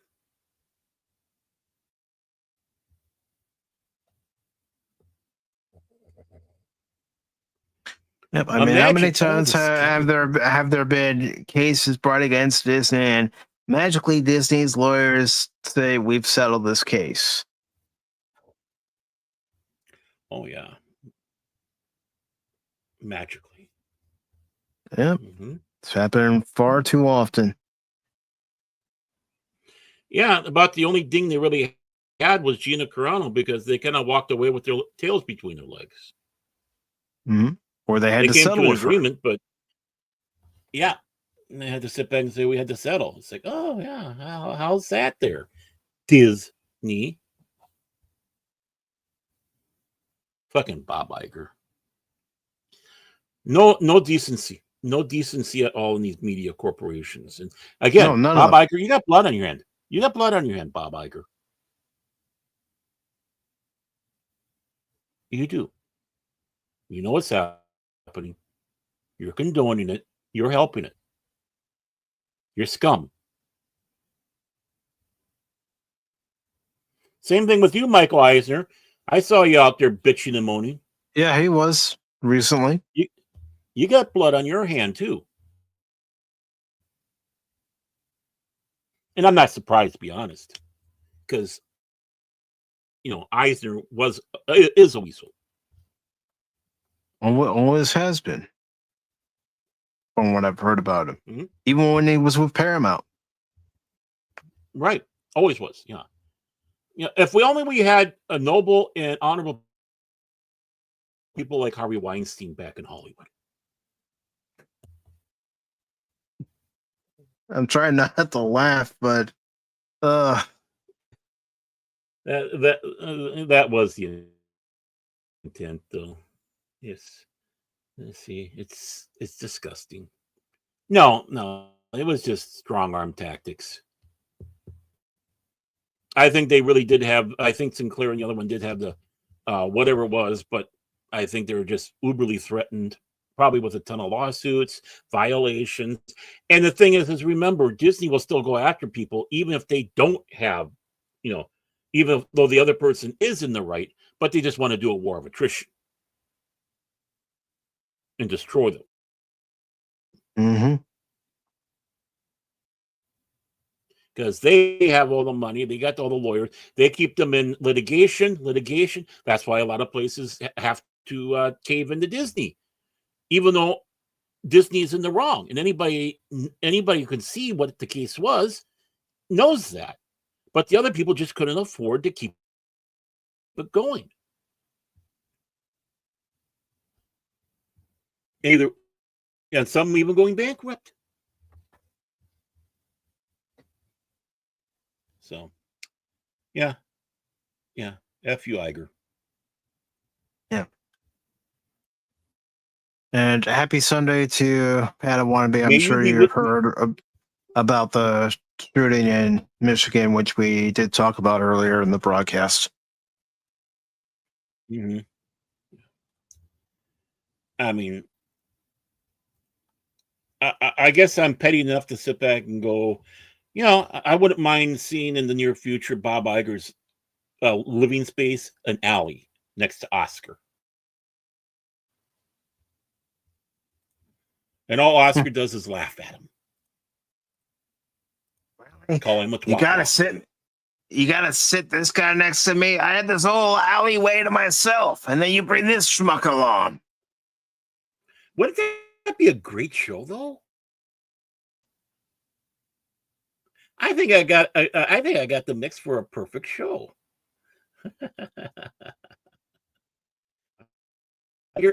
Bob and Oscar. There we go. Call it Bob and Oscar. Yeah, it'd be the new version of The Odd Couple. Da da da da da da da da da da. Yep. There we go. There we go. See? Who says we're not creative? Haven't heard anything. Yeah, well, just got up. I'm sure I'll hear though. Yeah, you will. Unfortunately, there was a shooting at a Mormon church in Michigan. And that church is also on fire. Well, at least it was, and then they were able to put it out. Yeah. Thank goodness. Yeah. But like the Long Suffering had posted, there were reports that perhaps some people were trapped inside the church.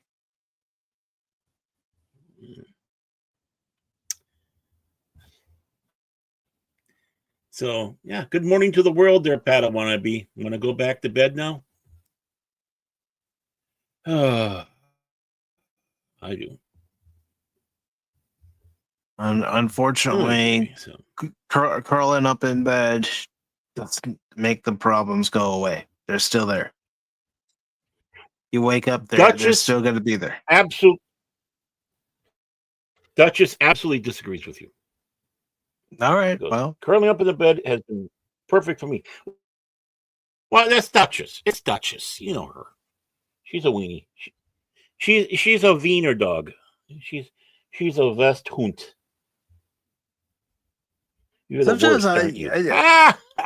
Sometimes I wished I was a animal and didn't have to deal with the world's problem, but then I think to myself, yeah, that's just another way of ignoring the problems of the world.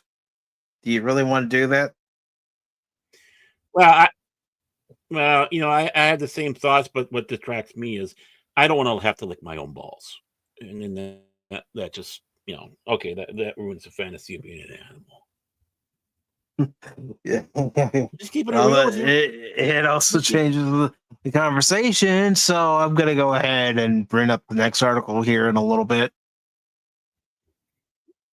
Boy, that's an image I don't need in my head, Baron, and I don't believe that anybody who's listening to us right now needs that image in their head. I don't. Well, don't. You're sick if you have that image in your head. You're all sick people. Sick.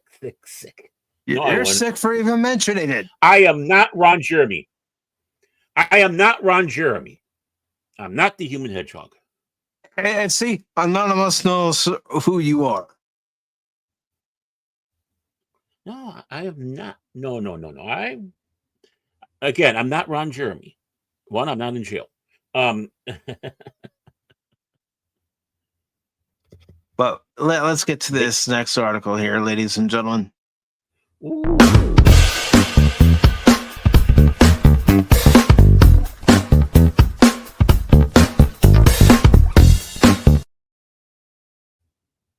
Video game maker EA in advanced talks to go private at roughly $50 billion valuation.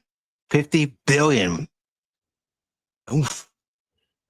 With a B. Yeah. These days now, that B is becoming less and less impressive. It's now when they get into the T's, the trillions. Just like the old days when they were saying about millions and millions. And then they hit 1 billion mark saying that they're going to do that. It's like, oh my God, where the hell did that money come from? Kind of funny how that works that way. Mm-hmm. This was posted on Friday. and it's by Malana Ben and Zahir Kashwala. And it says Electronic Arts, the video game publisher behind titles such as FC and Battlefield, is in advanced talks to go private at a valuation of roughly $50 billion, according to sources familiar with the matter. A group of investors, including private equity firm Silver Lake, Saudi Arabia's public investment fund, and Jared Kushner's affinity partners, could unveil a deal for the publisher as soon as next week. The sources said on Friday, if it goes through, the deal would mark the largest ever leveraged buyout in history. Wow. Yeah. The take private offer comes at a crucial time for EA, which is banking heavily on its core sports portfolio and action shooter intellectual property to weather a sluggish video game industry as gamers get picky with spending. Oh, yeah, of course we're picky with spending when you're charging $70, $80, $90, $100 for a single game.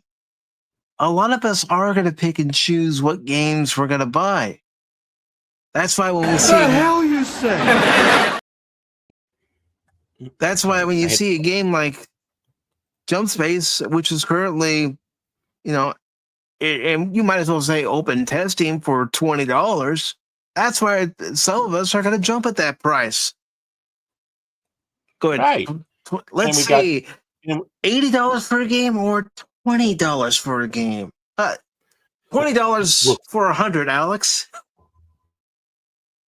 Yeah, it's like it looks beautiful, and yeah, I mean the price might go up after it's done with the open testing, or the open beta, whatever you want to call it, open beta, open testing, whatever. But the thing is we already got it, and you can jump on the boat right now.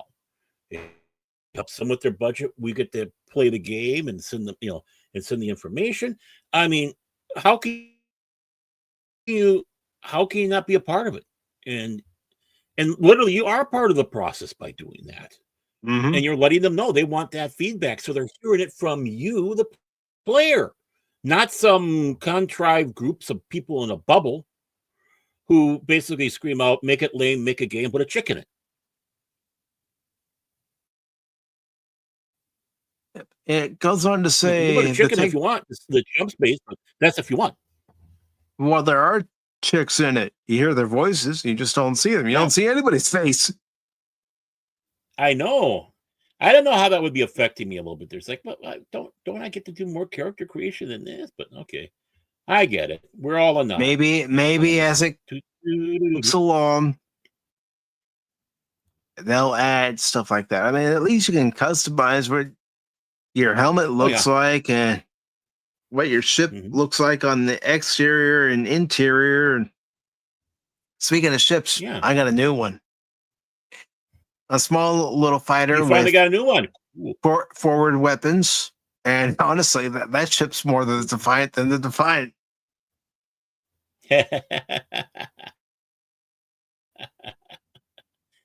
But I take the bigger ship. I take the bigger ship when I know I need to go into heavily fortified areas. I take the little ship when I know I need to hit and run. Mm-hmm. Hit and run, hit and run. Wee, wee, wee, wee. No wonder why those robots are going after you. You're doing a hit and run, and it's like, no. I gotta get the insurance information and all that. Where's your license, sir? Please come back. Okay, after him. It says here, EA's hope. Of course you are.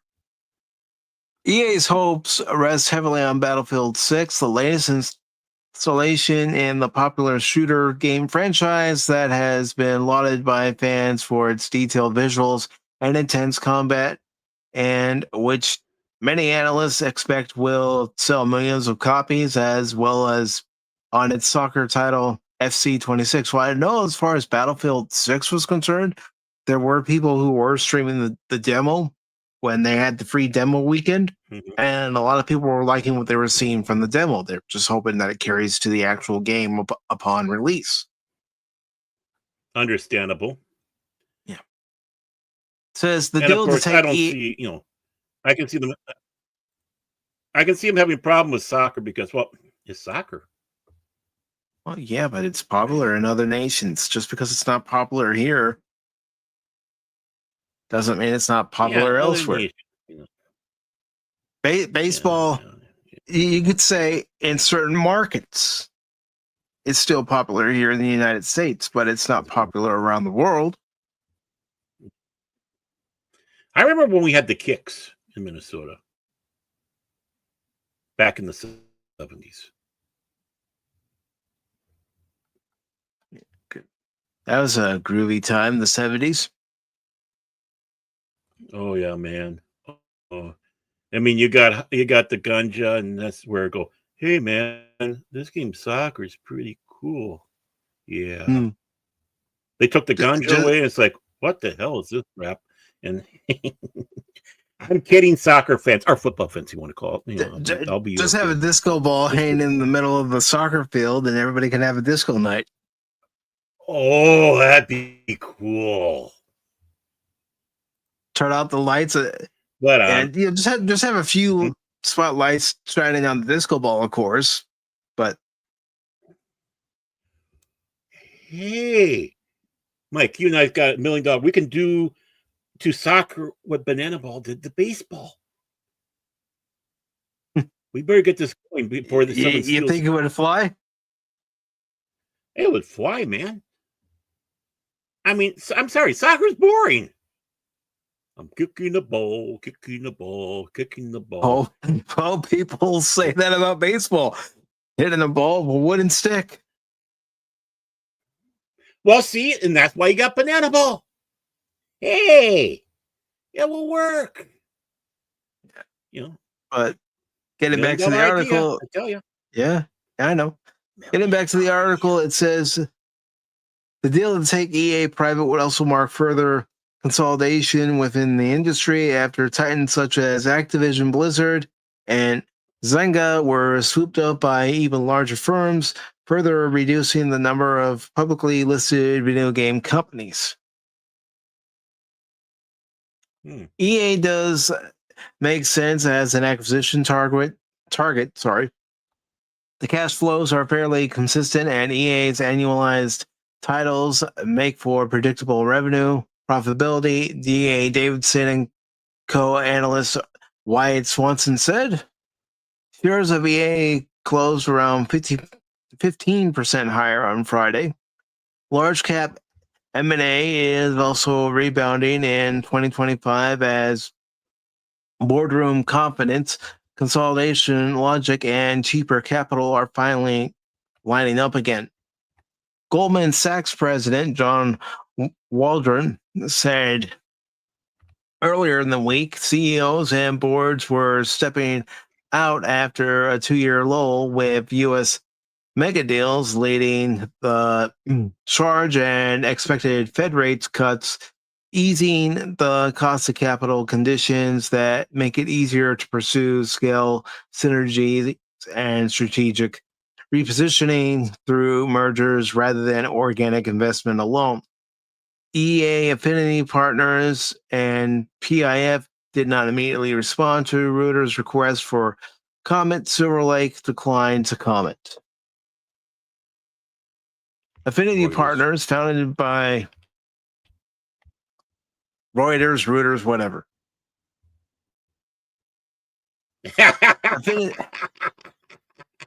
It took you that long? I was being cashed. No, that's how much of a delay there is. I got a delay. Affinity Partners, founded by U.S. President Donald Trump's son-in-law, Kushner, has investments from funds in Saudi Arabia, Qatar, and the United Arab Emirates. Silver Lake has long been known for major technology buyouts and is one of the largest tech-focused private equity firms. The Wall Street Journal had first reported on the deal talks earlier on Friday, Saudi's increasing bets on gaming. PIF is Saudi's sovereign wealth fund and has bought and made major investments in video game firms through its gaming arm, Savvy Games Group, in a bid to increase its influence in the largest entertainment industry in the world. The investments are also a part of Saudi's Vision 2030 strategy to diversify the kingdom's economy beyond oil. Analysts believe PIF's interest in EA stems from its highly recognizable sports portfolio, which includes the widely popular soccer franchise FC, which has a strong appeal worldwide and carries robust revenue potential. That's all they want it for is the soccer game. They don't want it for the Madden. They don't want it. Big. Yeah, but Baron, they don't want for the quarterback to go over to the right side and throw to the right wide receiver, and then boom! Here comes the defensive lineman. He sacks him over here, and then he goes over and gets a turducken.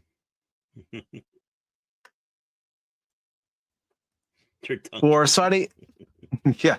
Well, I mean, I like turducken. I mean, it's a thing. But it says for Saudi Arabia's PIF, the deal would cement games as cultural infrastructure, assets as critical to the global influence as sports or film, said Jules von Duin. I know I mispronounced that. Games professor at NYU Stern School of Business. Along with video games, the kingdom has invested heavily in esports and competitive gaming, with its esports foundation having announced a new nation-focused tournament next year, of which EA is a partner.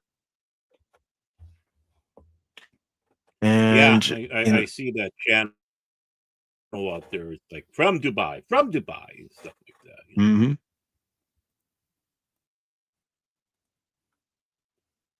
Yep, and there's also been rumors that the Saudis wanted to buy WWE when Vince McMahon put it up for sale, and that's when UFC's parent company took over, and now there's the rumor that the UFC not the UFC, but Endeavor Group may be looking to sell WWE, but who knows? It's a rumor. You can't believe half the rumors anyway. But yeah, what do you think about EA possibly going private and possibly being part of another company's branch?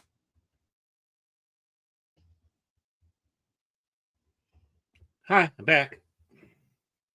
All right. Well, let me repeat myself. What do you think about this deal, Baron? What do you think about EA possibly going private and possibly being a part of another company's branch, another company's portfolio? Oh, it's all part of the same old. Buy them all up and chew them all out. Spit them out. And of course, I think you had the nail on the head. They don't care about anything in Saudi except for soccer, because soccer is a big, huge thing over there, and many of the countries around. Just like we're saying about, it's not necessarily as popular here, but these other nations. Well, all throughout the Middle East, they're nuts about it. You got, of course, all throughout Europe, it's a big thing. Down in Australia, I don't know if it's as big a thing, but they do have their, the soccer and all that. Many, of course, obviously in the Latin countries, Mexico and all that, going to Argentina and Brazil, stuff like that. So, I mean, when you have that for your prospective buyers, that many people, of course, they want to have that. And if the Saudis get their hands on that, and they have, Battlefront, what are they going to do in there? It's like, okay, we are not going to have certain things because it goes against goes against us. Mm-hmm. Oh, we got something that's going to be going into an Islamic country because of Islamic terrorists, so on and so forth.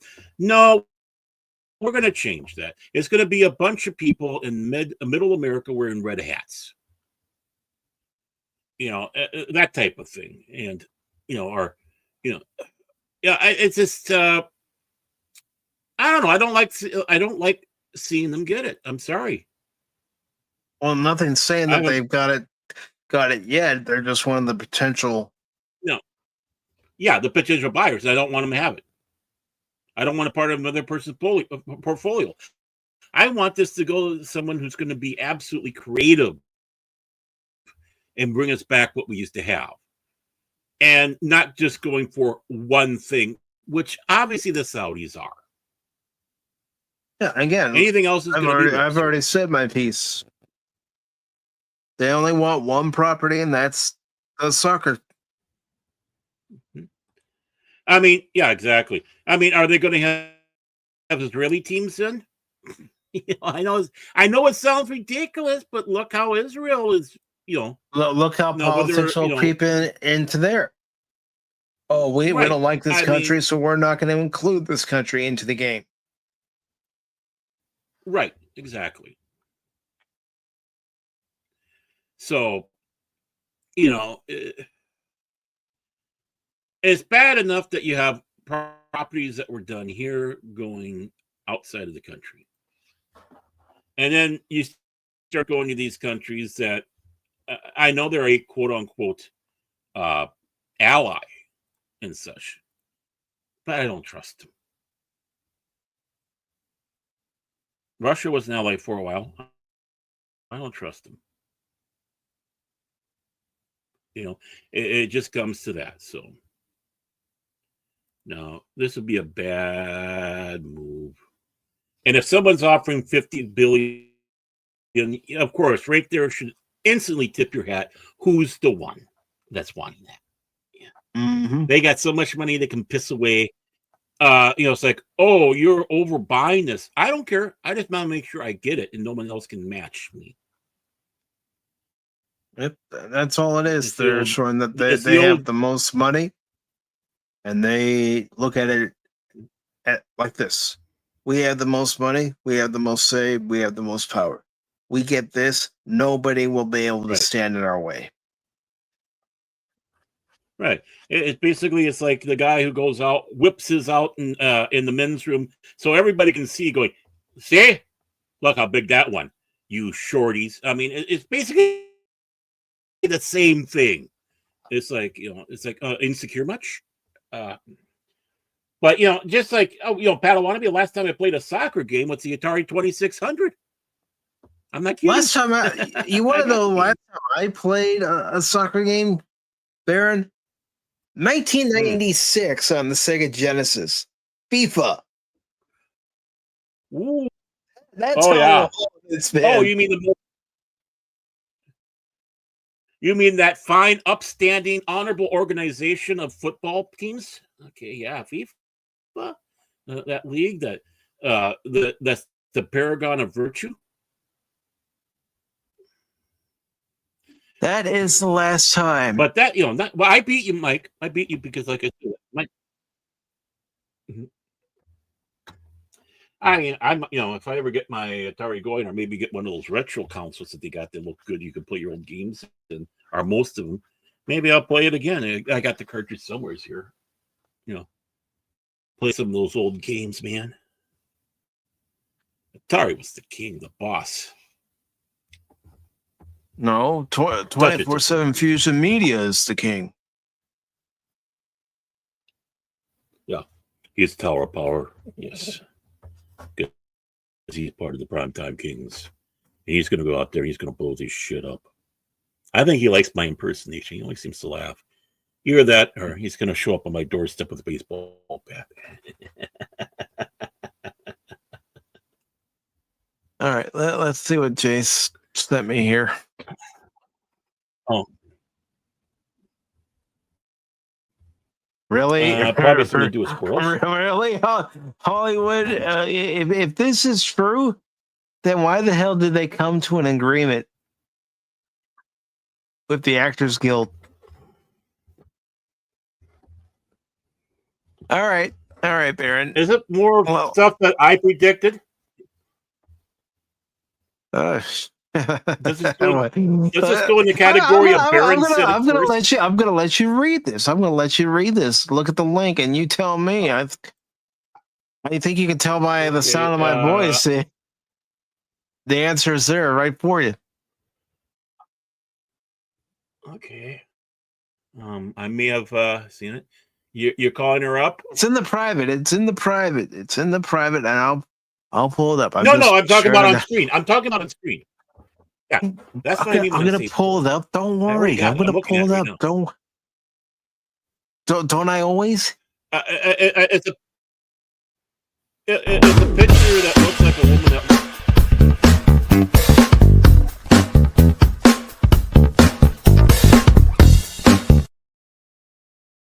Ladies and gentlemen, this just in from our intrepid Chase Fox at 540 Studio. This comes from Movie Web. Movie Web. And it's bylined Anthony Lund, and this was published 22 hours ago. So the headline is Tilly Norwood could shockingly become first AI actress to get a Hollywood agent. If this is true, Tilly Norwood is an actress that you may not have heard of, despite her being a willing and able actress who is now at the center of talks from multiple talent agencies. Well, actually, she isn't an actress, but an AI-generated performer. But the rest of it is correct. The hyper-realistic computer-generated creation is now on the verge of getting her own agent in Hollywood. Oh, weren't those SAG-AFTRA strikes worth it? All worth it? Yeah, this is going into the category of created by actor, comedian, and technologist Elaine van der Velden, and an offshoot of her company, Shikoya. Tilly Norwood is now apparently the subject of something akin to a movie distribution bidding war among agents. Van der Velden has been promoting Norwood as a castable, directable, and available on-demand actress, while calling her company an AI talent studio that will soon be able to create and manage digital stars for hire. In addition to this, Van der Velden and Verana Foom, Luma's AI Studio Dream Lab LA declared that entertainment companies are embracing AI under the radar, and high-profile announcements would be made to the effect in the near future. Van der Velden said at the Zurich Summit via Deadline. Sorry. No. Then what's the point of them coming to an agreement? What's the point of them coming to an agreement? And we've talked about articles with, AI generated imagery and music and so on and so forth, and how actors as they are would become obsolete. Yeah, who was listening? Who recorded that episode of Pop Talk? This is like hearing an echo coming back at you. We were in a lot of boardrooms around February time, and everyone was like, "No, this is nothing. It's not going to happen." Then by May, people were like, "We need to do something with you guys." When we first launched Tilly, people were like, "What's that?" And now we're going to be announcing which agency is going to be representing her in the next few months.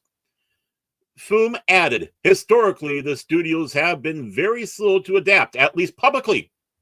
They need that influx of new creatives and new creative technologists to come in and actually show them how it's done. You can assume that a lot of them are already working on it.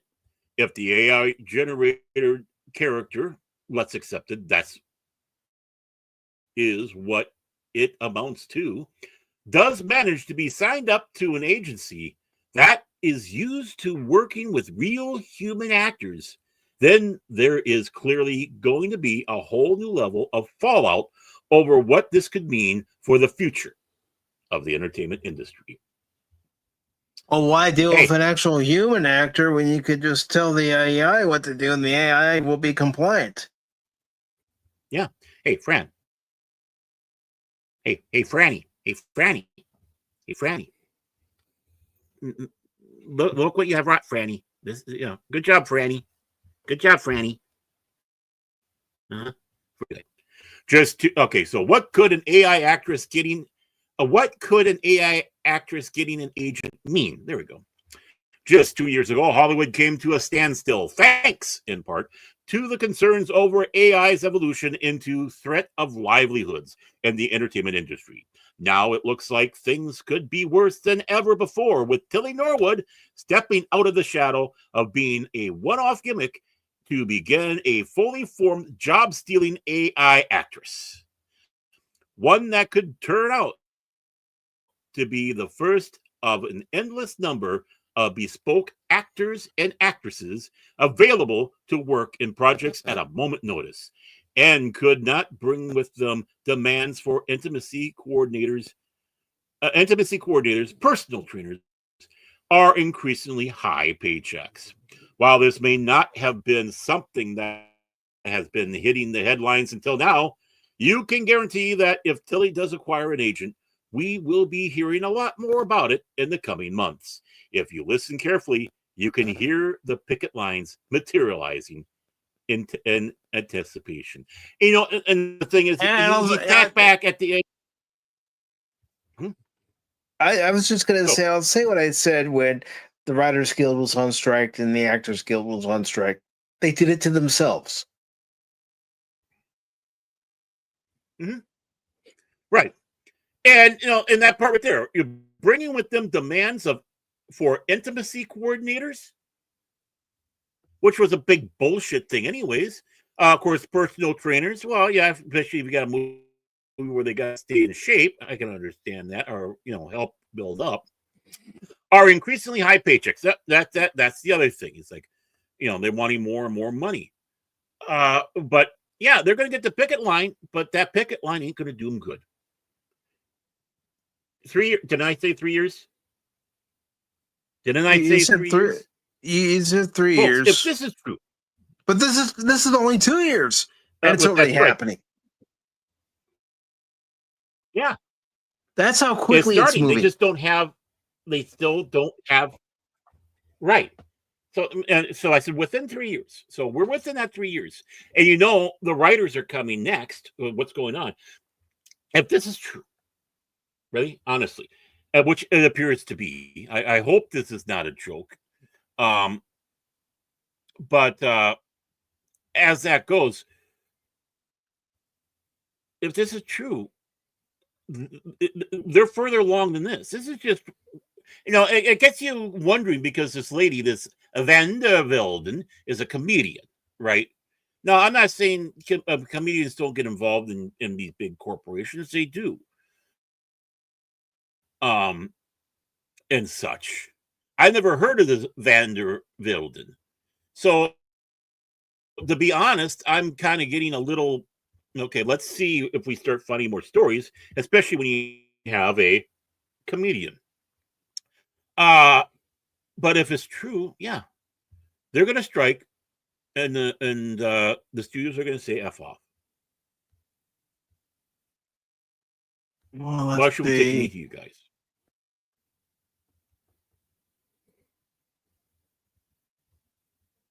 They're true. They're dead. I mean, I'm talking about career-wise. Well, we've got a small follow-up from Jace, too. Before we come out, let's look at this small follow-up, too.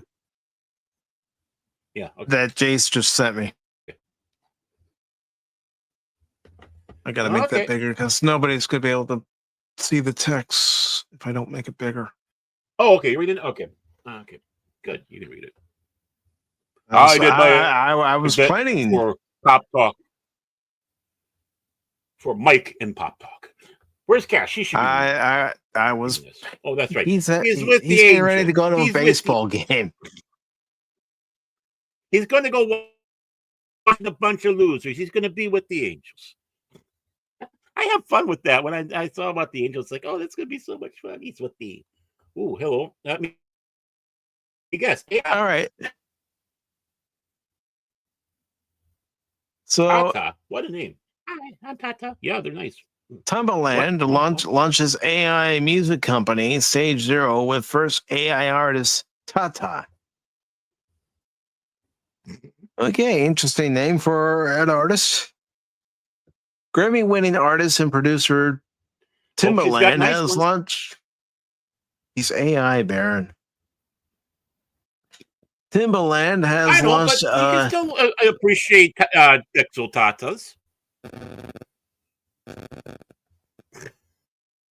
Has launched a new AI-focused entertainment venture called Stage Zero. The company has launched with its first AI artist, Tata, according to a press release on Thursday, June 5th. Wow, this is from June 5th? Timbaland said she is not an avatar. She is not a character. Tata is a living, learning, autonomous music artist built with AI. Tata is the start of something bigger. She's the first artist of a new generation. A-pop is the next cultural evolution, and Tata is its first icon. We get a little ahead of ourselves. Yeah, I would say so. A-pop? Oh, God. Yeah. In other words, AI pop, probably. Timbaland co-founders. Yep, that's exact. Timbaland co-founded Stage Zero with Rocky Mudaliar. Well, the last part could probably be apropos for any situation. The award-winning producer behind Inmate #1, Bisping, and Breaking in Olympia, and Z Portfolio, an AI music strategist and co-creator of Timbo I Do. Okay. In addition to co-founding Light Energy Labs, the creator tech studio behind Cam Up, Portfolio also advises Suno on music AI integration. Yeah, I know. I've used Suno. I used Suno for Pop Talks Wednesdays thing, but I still input the lyrics. And if it doesn't sound like how it's supposed to be when I put in the lyrics, it's like, no, do this over again. It has to go by the lyrics word for word. Don't change it up. Right. Stage Zero operates separately from Suno despite Timbaland's strategic advisory role. Suno, the AI music making platform, being sued by record majors over copyright infringement, formed an official partnership with Timbaland in October 2024 after what it says were months of him being a top user of the platform. Stage Zero's founders told Rolling Stone that the music they create relies on a collaborative process with Suno, where Timbaland uploads conventional demos to the system, allowing Suno to process it and incorporate human-written lyrics. Timbaland told the news outlet how Tata's voice originated from a Suno generation that caught his attention. It came to a point where I'm like, yo, this voice is amazing. In a statement, Timbaland said, I'm not just producing tracks anymore, I'm producing systems, stories, and stars from scratch. Mudaliar added, the artists of tomorrow won't just be human, they'll be IP code and robotics that are fully autonomous. That's what we're building at Stage Zero. Timbaland, who has collaborated with artists such as Aaliyah, Ludacris, Nelly Furtado, Justin Timberlake, Beyonce, and Madonna, has been vocal about his support for AI music production. Speaking to Billboard in April, Timbaland said the technology of today is perfect for what this is. What used to take me 3 months only takes me 2 days. In the beginning, it was like a toy. It was like going to a toy store. You got to go through gluttony because you can't believe that it's here. Timbaland's partnership with Suno comes as the AI music startup alongside its rival Udio are in talks with Sony Music, Universal Music Group, and Warner Brothers Music Group to license the music giant's recordings. Reports of the talks come despite the three majors suing Suno and Udio last year for copyright infringement. Meanwhile, Stage Zero hinted at plans beyond Tata. This is just the beginning, though. Stage Zero comprises music and so much more to be revealed soon, the venture said. Stage Zero marks Timbaland's latest music industry venture after launching Beat Marketplace Beat Club in 2021 with his long-term manager Gary Morella. Beat Club attracted investment from Hypnosis and Anthem Entertainment in 2023 as part of its Series A2 funding round. It then expanded to China last year via a partnership with NetEase Cloud Music.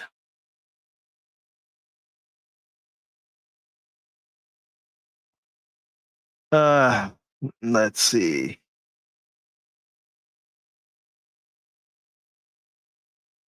So that was from the last article. And hold on. And Barron says he'll be right back. Again, AI can be a useful tool when used properly. But I have misgivings about this. I still think you need human artists to not only create art, whether it be a painting, a drawing, music, whatever it may be. But if you're going to use computers, again, use them as a tool to try to enhance an image or enhance a sound, but don't take away the human element. And yeah, I've used AI for helping to create thumbnails, but I also find actual assets to use with those AI created assets for the thumbnails. So a combination of both. And when I don't want to use AI, I don't. And I actually haven't used AI in a while, especially when it comes to making the thumbnails. But I don't know. I think this is taken a bit too far, both with an AI created actor / actress and also AI created music artist. Again, you still need that human element. You still need to have the human present on stage if they're going to perform music live. Yeah, the whole soul, the spirit, the heart, the compassion, the empathy. Right. Computers don't have that. And, with this one, I'm surprised you're talking about doing a full animatronic. I would have thought they would have pulled off the hologram stuff. Like they did with Michael Jackson and Freddie Mercury. Are you kidding? They're already using AI generated hologram of Stan Lee at LA Comic-Con. And I find that disturbing. Disgusting. Ask Cash about. Well, I'll show it later. I made not necessarily a meme, but something about what my thoughts are for doing what they're doing to Stan Lee, and it's ridiculous. And they're going to make you pay, and you can talk to him, but it's not. It's not. But it's not Stan Lee. It just goes by what Stan Lee has said in interviews from the past, what his response was to certain aspects, and then they try to come up with what Stan might have said about certain issues. And I even saw a video of people asking questions and the AI answering. It's like, no, this isn't right. Because I'll tell you another thing.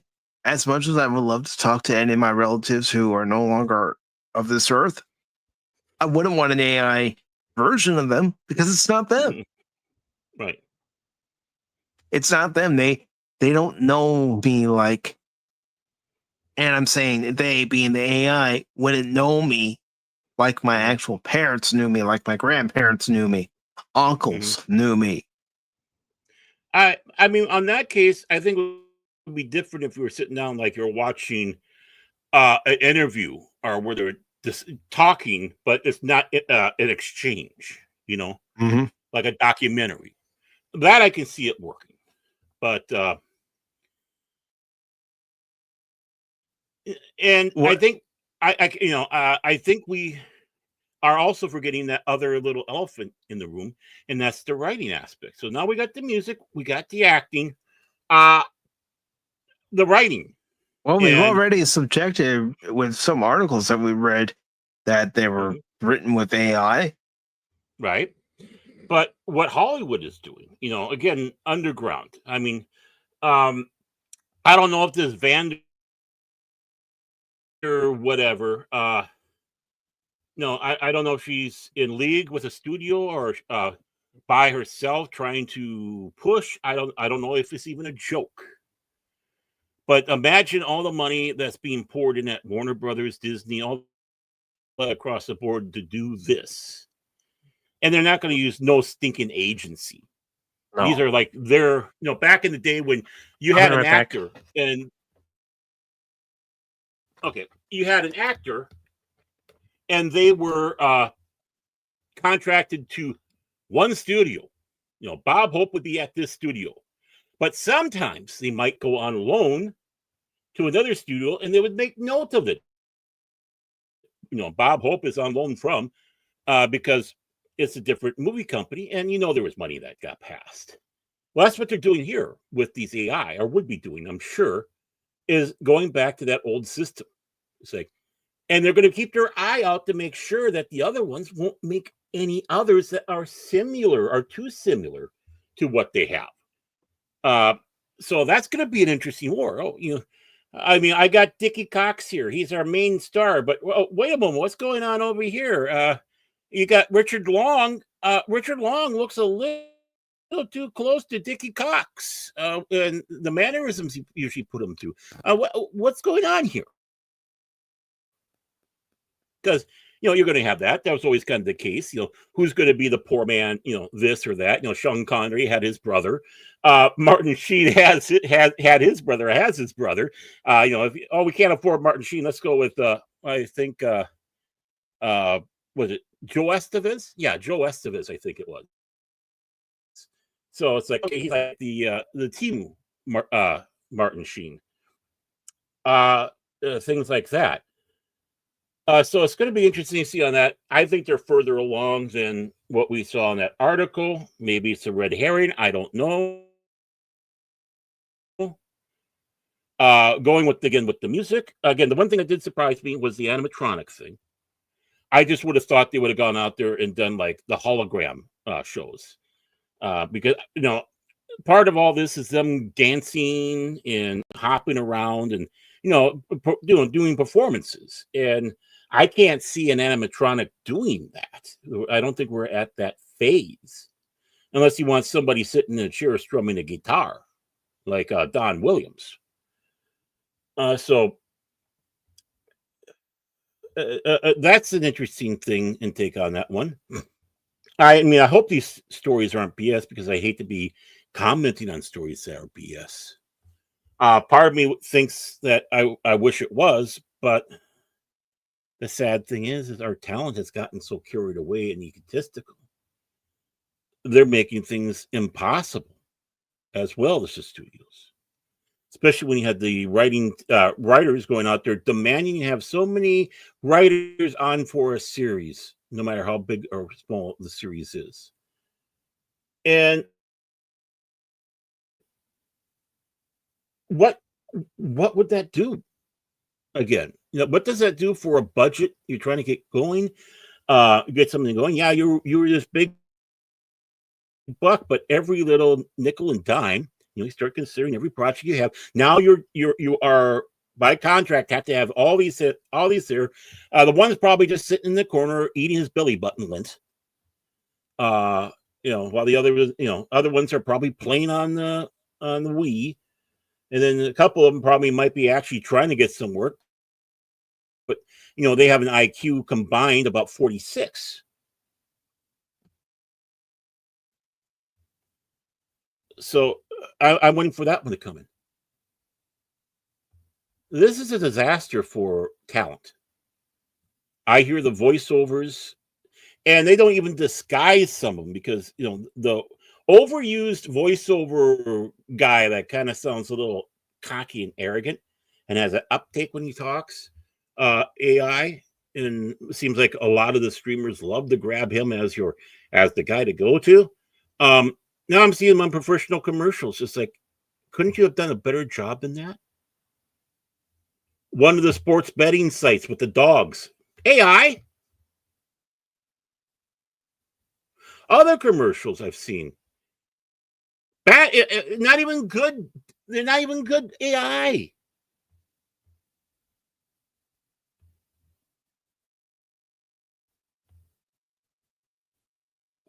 What happened to the artistry?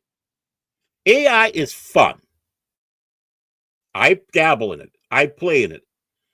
But I got my moral code to it. 1, this is a hobby. This is for fun. This is for relaxation. This is not to make money with. This is not trying to go out there and take somebody's work away from them. This is just a little fun hobby and share so other people can see what silliness I might be doing. That's all. I don't want to see a red cent. I don't consider I'm doing much other than putting prompts in. When I was playing Rise of the Ronin, there are a couple of thumbnails that I used that were from my original thumbnails that I used in Photoshop that I uploaded to vidIQ with their AI generator to see what it would come up with, to see how close it would get to the original, but enhance it in certain ways. Even with RoboCop Rogue City Unfinished Business, I took one of my thumbnails, uploaded it, and the first one it came up with, well, yeah, I like that. I'm going to use it. But again, it's based off a thumbnail I had already created. Mm-hmm. Right. But that's also the thing. AI is great for small-time YouTubers, right? Who want to have something that looks good, right? Can't really afford someone to go out there and do these thumbnails or other little bits or even a theme song. You don't want to pay royalty rights and some of the stuff they have going out there. That are free to use is just like overdone, and it's like, no, I mean, there's some that you hear that's great. I mean, I can't remember which one of your themes that you use. Someone's been using in something else, and I hear that it's like Mike's on. Oh no, it's not Mike. But you want to try to get creative, have a distinctive sound for yours. Also, and that's what it's great for. You're mentioning that you've heard music that's the same music as I've used that I actually downloaded from YouTube Creator Music. Yeah. And a lot of times it's free to use music, copyright free music. So you might hear something that sounds like, oh, this is the theme that Mike uses for Pop Talk. No, it's a theme for whatever someone wants to use it for. Right. Pixelbay is another one that's good for that, where people make their music or whatever. Mm-hmm. And you can go in there and use it for, obviously nonprofit. If you go for profit, definitely pay them and make sure they get their credit. I don't really do that much anymore. In fact, the music I provide. The adventure continues, the Star Trek discussion theme. I found 3 pieces by the same artist on Pixabay. and I took two of the themes that the artist had made and made them into the main theme. Then the other one, I decided this is the end credit theme. I was hoping to do Faith of the Heart, but okay. You think I want to revenue share every freaking time I do an episode of the No, Adventure Themes with Faith of the Heart? No, definitely not. And well, for me, I'm just trying to think right now. Currently, anything that I do on my channel, there's only one little snippet of music that I have not made, and that's the one where you have when it opens up and it looks like a the white web, the blue background space, and then my face comes up there, and da da. Da, da, da, da, that one. That's the one I did not do. Da, da, da, da, da, da, da, da, da. Think I memorized it enough? Yeah, I mean, right, and that's the only one I didn't make. Everything else you hear on there, I've done. Obviously AI, but all the music on on Contraband Police, even the background music you're hearing, was done by me. I wanted to have something that had that Russian sound, but I didn't want to risk, having their audio music coming over because you don't know what's going to happen. Same thing with fuzz. You get that funky beat, of the 1970s, like Cops and stuff like that. It's like, okay, there we go, boom. And I'm still working on appropriate music for Bolt Gun. I want to make it sound like 40K, but I'm not going to use any of their music. Those litigious fucks. But the thing is I want something distinct to what is being done. I can't afford it, but this is the case. No one's being hurt. Now, if I become a multi whatever YouTuber with tons of money coming, okay, that'll be different. Then I'll sit back and find someone and say, "Hey, make me up this. Make me up that. Do this. Are you able to do that?" Because I'm not Hollywood. You're not Hollywood. Most of the people we deal with is not Hollywood. We might have touches with Hollywood, but we're not Hollywood. And that's the important thing. We're amateurs in some ways, even below amateur level. I mean, I do my own thumbnails to try to improve on doing the thumbnails, but I've also watched people make their thumbnails and give tips. Okay, you want to do this, you want to do that.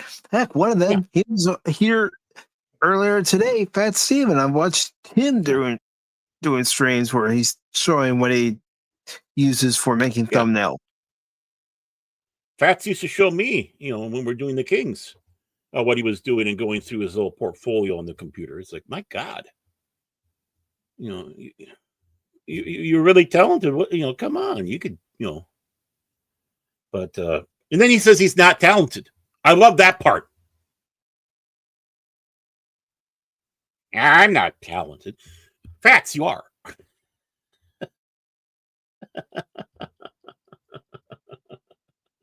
I mean, I don't think I'm as talented as him or anyone else out there that makes thumbnails. I mean, look how I changed up the thumbnails for this week. I thought, something a little different. Looks good. I'm just a simple man with a simple doctorate. So again, I have nothing against AI if it's used in conjunction with traditional tools, like a traditional artist singing, a traditional actor or actress performing, a writer writing. Right. But when it's solely done with AI, then you're crossing the line. Again, just like with the Stan Lee thing at LA Comic-Con, that's crossing the line. And it comes down to something even more dastardly. What can you program in there for him to say that he never would? You start putting your interpretation into Stan Lee. And then people take that interpretation as gospel fact and say that you put something in there that makes Stan Lee sound like even a bigger idiot. Not idiot, but a bigger. Baron, I talked to the AI Stan Lee at LA Comic Con, and Stan Lee firmly believed this, firmly believed that, whatever topic it is, and insert your own topic there. But there will be people that will believe that. Mm-hmm. Right. Exactly. And that's because the man isn't here to defend himself. Or to, okay, we took a snippet of something or whatever that we found. We don't have the full and we took it out of context. Yeah. So, no, I don't want to see that. I mean, I don't know who's doing. I'm sure it's Marvel. I mean, obviously, it's just Marvel. Also, somebody signed off on it. You know that meme where they have the three pictures? We need to do something to get this convention excited. And you have the two people, instead of coming up with bad ideas, they come up with good ideas, and you have the last person go, I know, let's make a holographic Stan Lee. Then you can see him getting thrown out the window. I mean, that's what needs to be happening. I mean, that was as bad as when the Cubs and Reds went to the Field of Dreams site in Iowa, and they had a holographic Harry Carey. I'm like, this is horrible. Whose dumb idea was this? Yeah. Let the dead rest in peace. If you want to play Harry Carey singing "Take Me Out to the Ballgame," there's plenty of video that you could use. Heck, there are plenty of people that can impersonate him, which I feel is more of an honor than anything else. If a person is taking their talent and skill to impersonate the person and try to be as much like the person in their impersonation. Hello again, everybody. This is Harry Carey, along with Steve Stone. It's a beautiful day for some baseball. Right. Holy cow. No, you just get someone who can impersonate him. That's what we used to do. Yeah, I can't get my voice to sound like Harry's, but I know what Harry says. Yeah. I mean, yeah, you can do some, audio tweaks to it, but, still have that human person behind it doing it, where they can get the proper inflection. Because a lot of people really study. They don't go with an algorithm. They really study the person. And he popped it up. And he drops it. How does he drop it? He grew up in the Dominican, Puerto Rico, one of the islands, and he drops it. Yes, Harry actually said that during a game. I'm not making that up. I know. It's just so fun. The thing is, it's not meant to disparage anybody. It's just Harry. That was how Harry was. How could you miss that pitch? It was right down the middle, and you just let it go by you. Yep. These ball players today don't even know how to hit a baseball. Or as Cash would say, these people. You never saw Ted Williams look at a pitch right down the middle. Or Sam Musial for the Cardinals.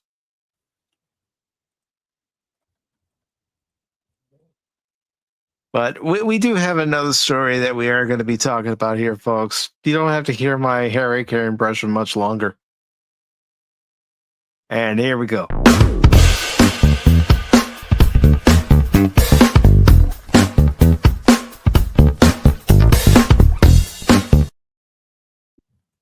All right. That's because we got Herb Carneal here of the Minnesota Twins. That's right. Herb Carneal. He was our Harry Carey. He also did wrestling. I mean, who could forget Vin Scully for the Los Angeles Dodgers? Mm-hmm. I actually enjoyed listening to Vin Scully. If it was a weekend, you listen to the Cub game. on WGN TV Mhm. during the day, and then come the evening, you turn on the Dodger game because our cable company, even though we were in San Diego, North County, our cable company had a few Los Angeles stations, and KTLA happened to be one of those stations at the time that they had, and they broadcasted Dodgers games. So you got to listen to Vince Scully. And, if I wanted to listen to a Padre game and listen to Jerry Coleman, I could. Mm-hmm. All right. But getting back to this article, we have it from Entertainment Weekly. It was posted on the 25th, and it says, The Witcher star Liam Hemsworth breaks silence on Geralt, recasting as stars prepare for the final seasons. The Hunger Games alum sits down for his first interview since taking over for Henry Cavill as the White Wolf, while Fira Allen, Anya Charlotta, I don't even know if I'm saying that right, Joey Beatty, and more preview the show's final 2 seasons. Liam Hemsworth is experiencing a true baptism of fire, surrounded by lit torches and blaring overhead lights. The 6'3" Hunger Games veteran, who's taken over from Henry Cavill as Geralt of Rivia on The Witcher, leaps through a stained glass window while decked out in heavy armor. You can see the sweat hanging off the medieval wigs on the background extras and seeping through the back of the gaffer's t-shirt. Every time the director calls for a reset is a chance for cast and crew alike to cool off.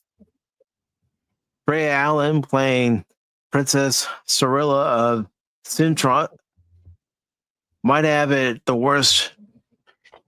She fans herself with her hand in between tanks while donning a plumbing tearaway gown over trousers. That was hell, she tells Entertainment Weekly of the balmy closed-off stage. That was actually probably the hottest stage the stage has got to be fair. Outside of the sweltering action sequence, it's a breezy summer afternoon in early May at the UK's Longcross Studios, where production is underway on The Witcher's 5th and final season.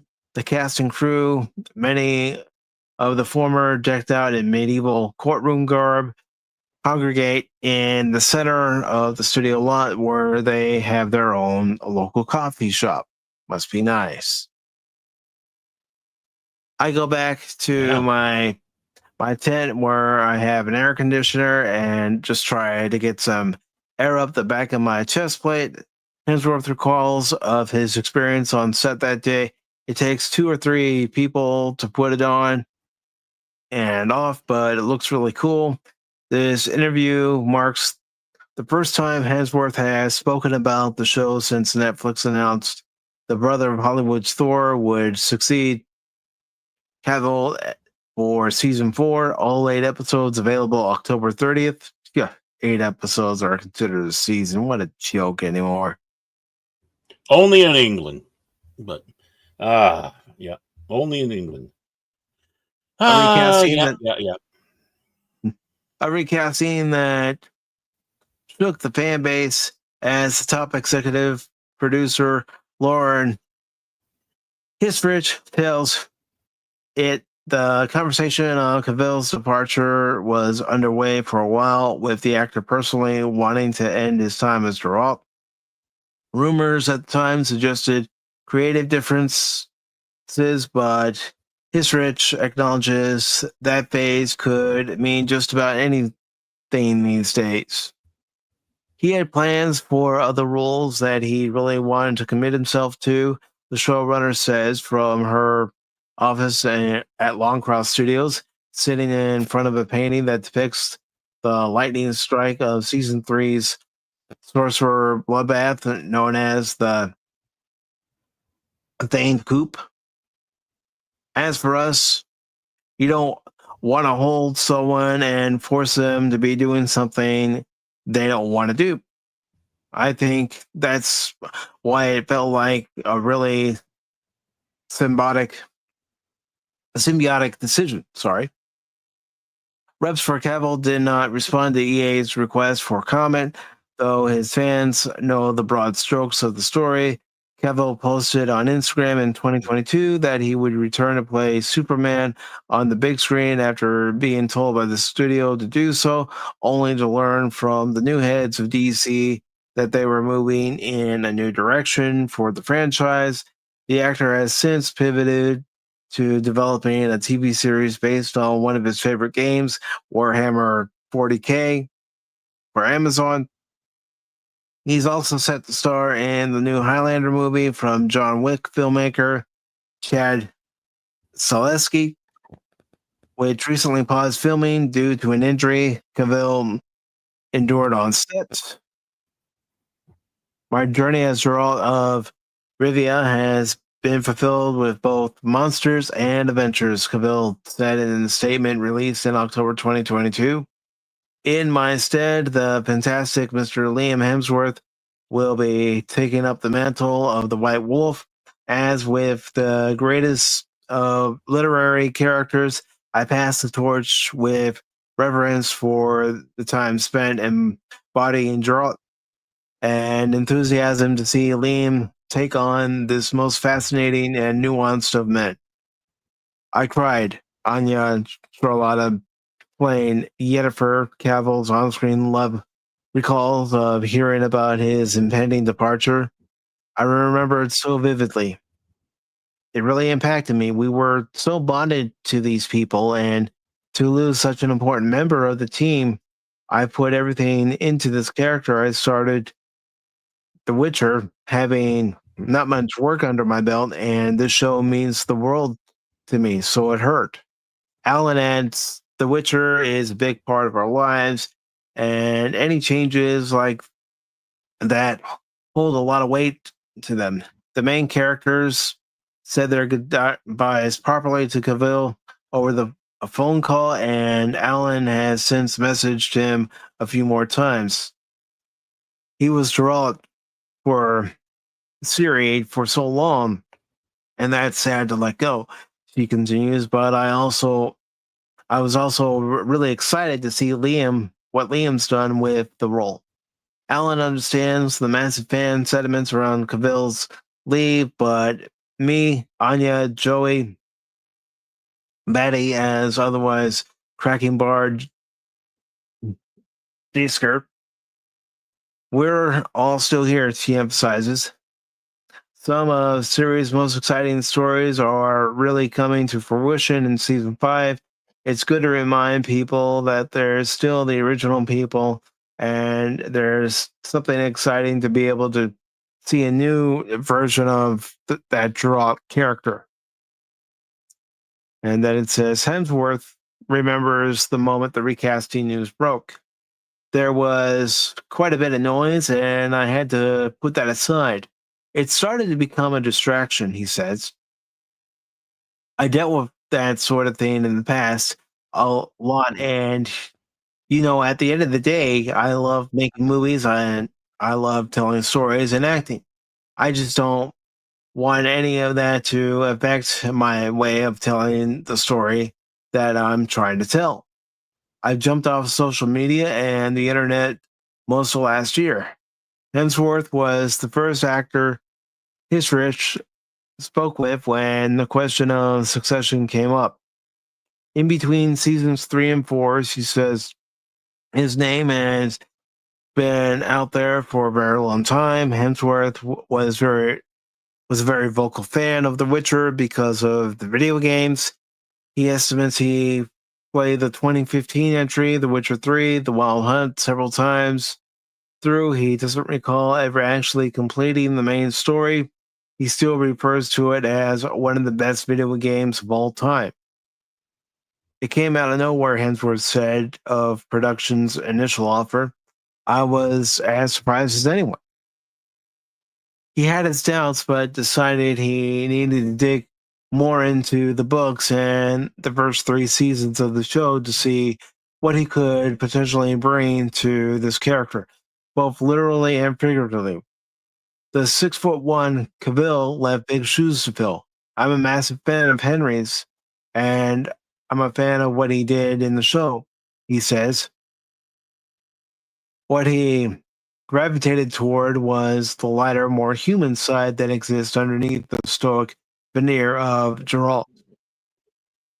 He related to the character's protective instinct, noting how his dad, Craig Hemsworth, worked in child protection as a social service counselor. We were brought up with this real sense of taking care of people around you, the actor recalls. There's elements of that I felt connected to. Rich remembers chatting with Hemsworth about Gerald's sense of humor and sex appeal, two themes they both wanted to lean into with season 4. The other really great thing about Liam is he takes this really, really seriously, she says. I think he knew that he was stepping into big shoes. It was really important to him to have certain things for continuity and also certain things that he could invent so that his robot would stand on his own 2 feet. Hemsworth hopes to avoid any comparisons between his performance and Cavill's, though fans are likely going to do that anyway, as they did with when paparazzi photos from the set revealed Hemsworth had recreated at least one scene previously shot with Cavill, the Geralt versus Vilgefort's beachfront fight from the end of season 3. Rich teases that those kinds of shots relate to how they are introducing Hemsworth's White Wolf to audiences. We absolutely play with time, she comments. We are having the most fun we've ever had with it. Those involved feel confident viewers will return to see someone else play Geralt. Plans are already locked for Rich and the writers to see their full vision for the adaptation to its proper conclusion, with season 5 wrapping production on a final 8 episodes sometime in October ahead of projected 2026 bow. We never really had serious conversations about the show not continuing, Rich said. The show is bigger than one actor, it's bigger than me. There's a book series, there's a video game. We are the third entry into this, so The Witcher lives whether or not we go. And the road ahead is this. Since the beginning, the man of few grunts maintained a neutral air as a monster hunter for hire with supernatural abilities roaming the continent. That is until season 3, when The Witcher adapted a crucial book moment in which the Butcher of Blaviken, another of his many nicknames, shed that neutrality and placed a higher value on his found family, including Ciri, his adopted child of surprise with immense magical ability, who's running from the prophecy looming over her, and Yennefer, an adept sorceress and Geralt's longtime love. The events of season 3 left these 3 core characters dispersed. Ciri was portaled to the far-off Karath Desert and now lives a life among the rats, a group of young thieves running amok in a province of Nilfgaardian, whatever, Empire.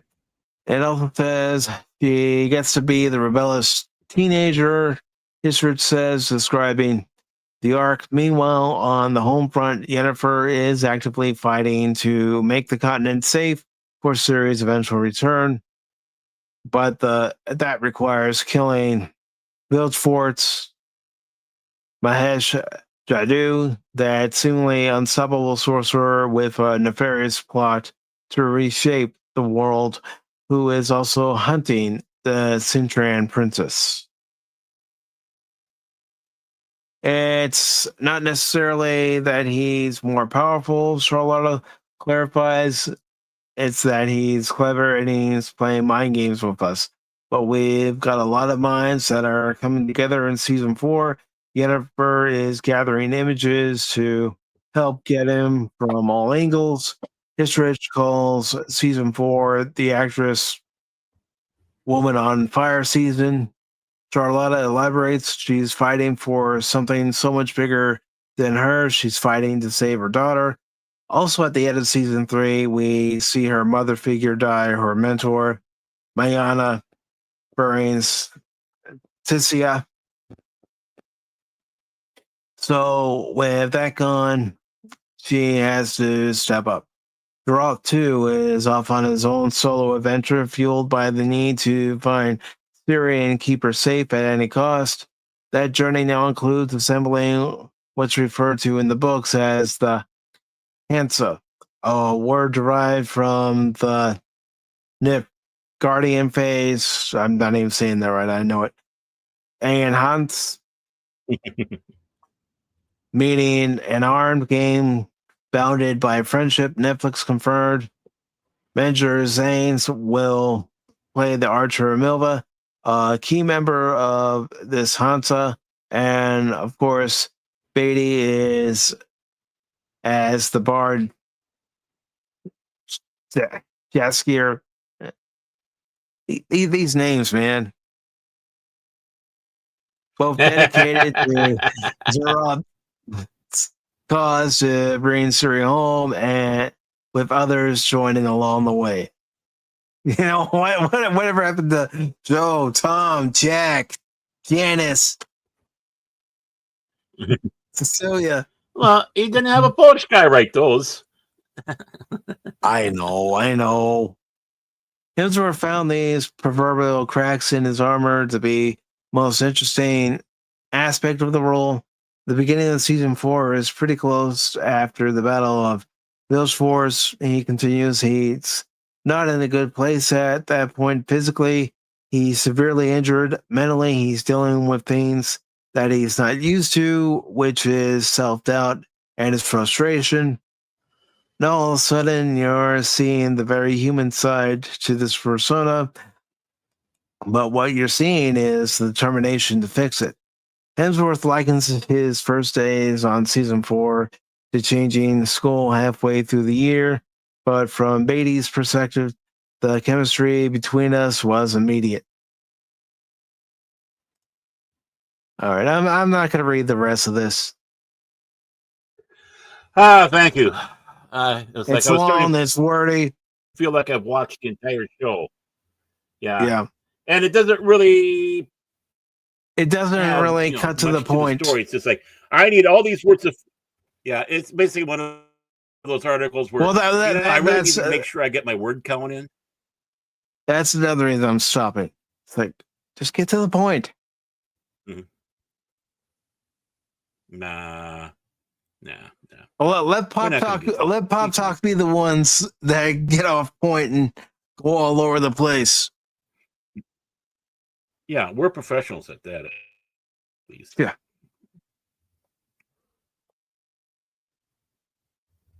All I wanted was the information as to what was the real reason why Henry Cavill left. Come on. Right. Couldn't even give that. We know why. Yeah, he had opportunities available to him. Yeah. He had opportunities available to him, and he wanted to take them. Which you can't blame anybody. The powers that be were making it very difficult for him when he would come to them and say, no, in the games, it refers to this. In the books, it refers to this. And Netflix and the powers that be that were working on the show directly found it to be a nuisance.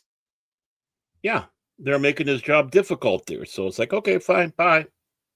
I mean, if they didn't make his, I think that's the big thing. If they did not make it difficult, then he probably would have stayed.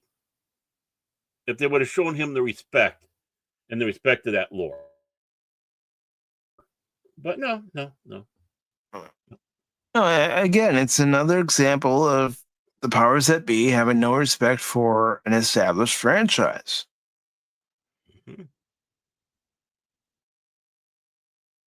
We see it too many times, especially when it comes to Doctor Who, when it comes to Star Trek, when it comes to Star Wars.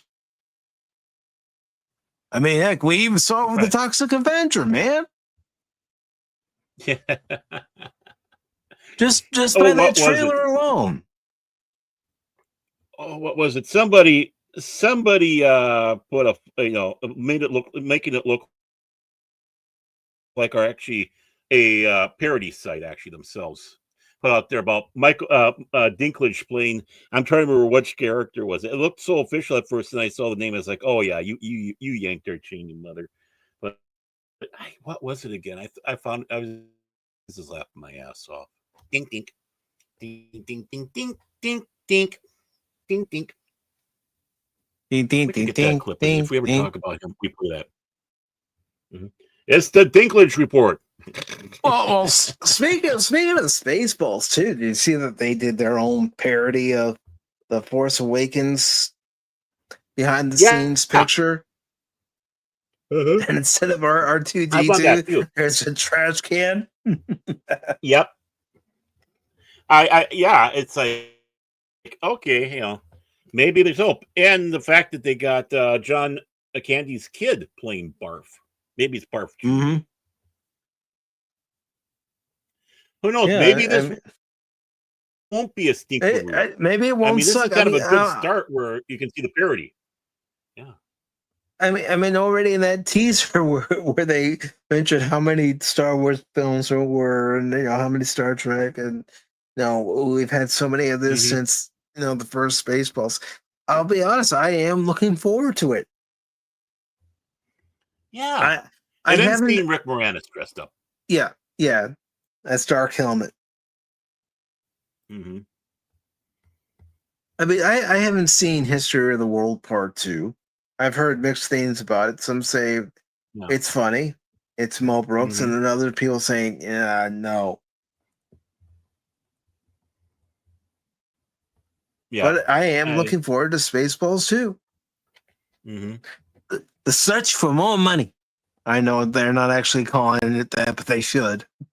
Or the other one he was joking about, Spaceballs 3 is a search for Spaceballs 2.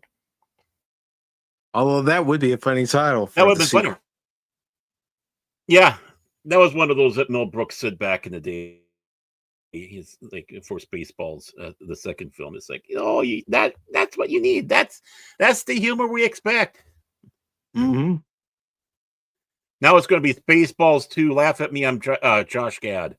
I mean, I hope not. I sincerely hope not. I hope Mel Brooks has had plenty of input on how the script should go and how the characters should be and where the storyline should go, how the jokes should go. Seriously, Baron, I hope he's, guided them as a mentor saying, this is how you write comedy for Spaceballs 2.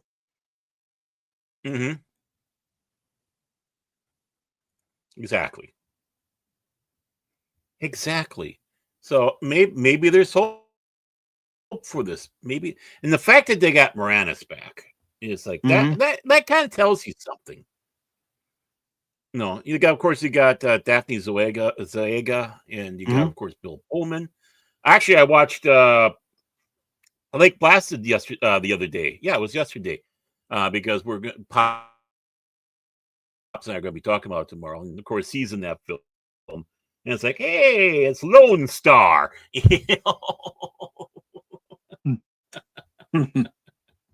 I mean, think about it. He'll be remembered as the president of the United States in Independence Day.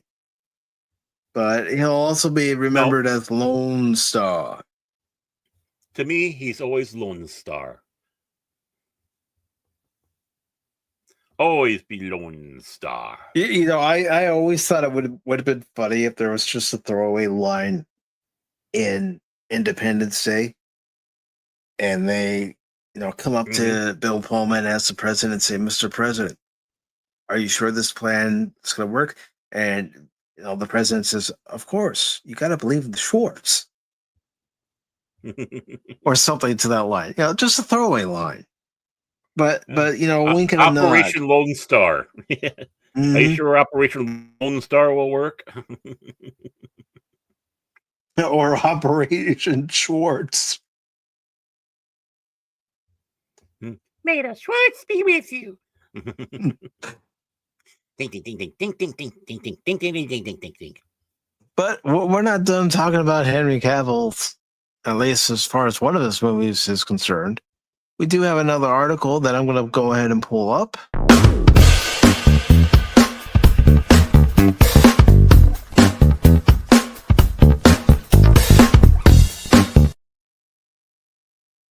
You know, honestly, they need to make sure they get Dinklage to play one of the Dinks. Come on. Do it, Mel. Do it. Back to you, Mike.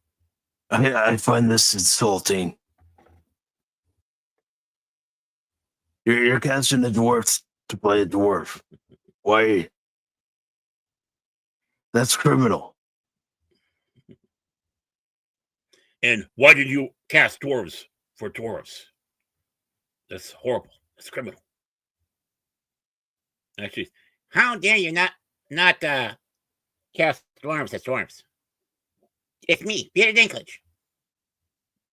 All right, so we have this article from Cosmic Book News. It was written by Matt McGloin, posted on Friday the 26th. And it says, WWE's Drew McIntyre joins Henry Cavill in Highlander, set to take on Dave Bautista. That's right. It's going to be McIntyre versus Bautista, although Batista's not looking the same anymore. WWE Superstar Drew McIntyre has been cast in Amazon MGM's Highlander reboot. According to Deadline, McIntyre will play Angus MacLeod, the brother of Henry Cavill's Connor MacLeod. Okay, I like Angus. It was a small role. I wonder if they're going to keep it that way. Expanding the clan MacLeod. Maybe. The addition of McIntyre, who happens to hail from Scotland and who uses a sword as part of his WWE gimmick, brings a new family element to the story, expanding on Connor's clan in ways not fully explored in the original 1986 film. We honestly should watch Highlander for its 40th anniversary next year. Oh, 40? Oh, don't tell me that stuff. Oh, man. Oh, come on. Get over it, man. You should be proud going, hey, yeah, I remember when I saw that movie. Yeah, but we need to have the European version, which I think is the only. Yeah, which I think is the only copy now you can get, the European cut, because it's got some of those great scenes that explain a lot of stuff. Just little snippets that, for whatever reason, they took out. But I only have one gripe about it. And what's that gripe? Oh, in the beginning with the wrestling thing, when he's at the wrestling match, what was it, Madison Square, where we're supposed to be, Madison Square Garden, and when they're coming at him, and they have and they're coming at him, and he's up there, and they have those flashes. The European cut starts having flashes of Scotland, him in Scotland back in the day, for that battle and all that. And I don't think that was necessary. That was just the flashes. There's something about this guy. They didn't need to put those little flashes of Scotland in with that. So I think it was tipping his hat too much, telling too much of a story when it didn't need to be done. And that's my big complaint about the European cut of Highlander. The other stuff, no problems. It says Angus MacLeod, described as Connor's brother, could provide the reboot with more emotional depth as it builds out the Highlander mythology. In the original 1986 movie, Angus MacLeod is the cousin of Connor MacLeod, who serves as the clan chief, played by James Cosmo, and who was killed by Kurgan. So that could mean it's possible we'll see Drew McIntyre versus Dave Bautista in the reboot. Oh, he wasn't killed by the Kurgan.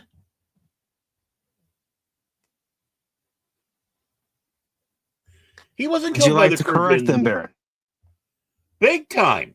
No, he was still alive at the end when Connor is lying, dying, and Connor's lovers they're wailing like a banshee, as he said, and he basically kind of gives her a slap, mental slap, but that type of thing is saying he's a warrior. The last thing he should hear is a wailing of a woman and such. So he's it was after the battle. They're in the hall. He didn't get killed by the Kurgan.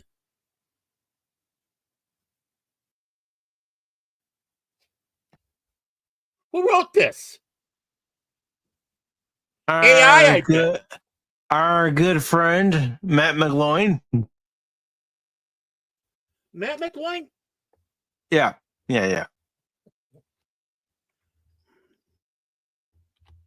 didn't die. I'm absolutely positive. I've seen this film like a million times.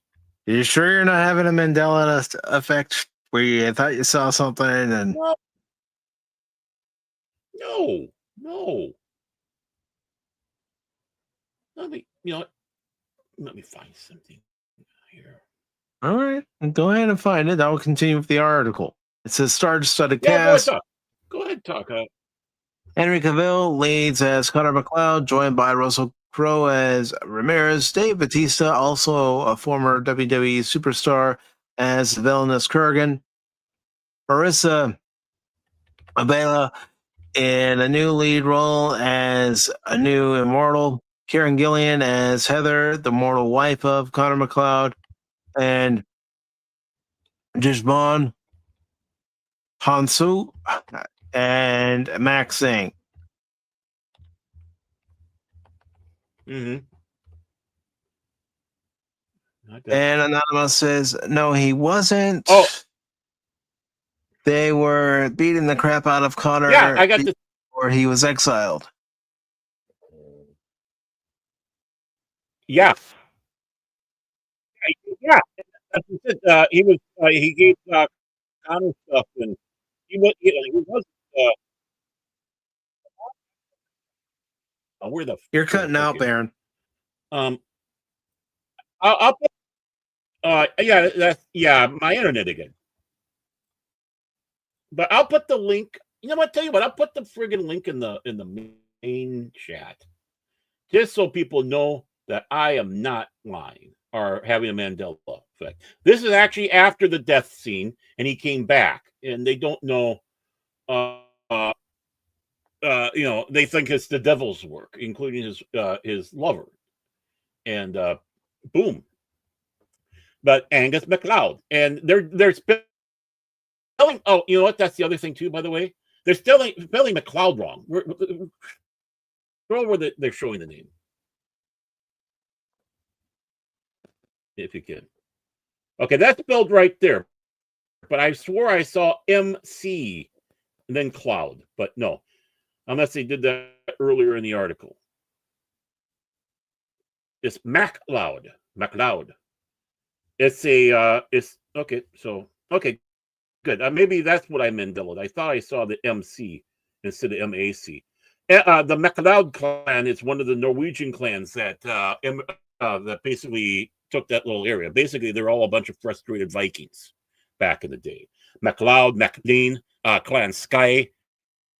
Those were your Scandinavian Vikings, our Scandinavian Scotsmen, clansmen, and it's just no. Tell me that you didn't see the movie by telling me you didn't see the movie, or talking about the movie. I'm not talking about the movie because I haven't seen it in a long time. Yeah, the thing is, I've seen this movie, like I said, a million times. I love this movie. I think this movie's fantastic. I showed it to Long Suffering. She went, meh. Trying to decide whether that was divorceable or not. I'm still with her. You probably said, yeah. You can picture me as this warrior, can't you? That's why she went, meh. Yeah. No, I didn't do that. It's like there's no way I would be any of those guys, that's for sure. But yeah, he was his cousin. He was the cousin. He was the clan chief. He was there admonishing his lover. And then, of course, giving him some supplies and such while he was being cast out of the village. which was one of the people that was leading, was his lover of the whole thing. You got the devil in you, you know. So come on, at least do better. $5 says that this was AI. AI, or has had a lot of influence. Yeah, More than likely. Matt McGloin, how can you say you work for this outfit you've never seen Highlander? I just did the pops move, with his hand and the side. I have seen Pops do that movement many times. He laughs at me when I do it. The first time goes, "Oh, you did Pops." It's like, well, we're out of that generation.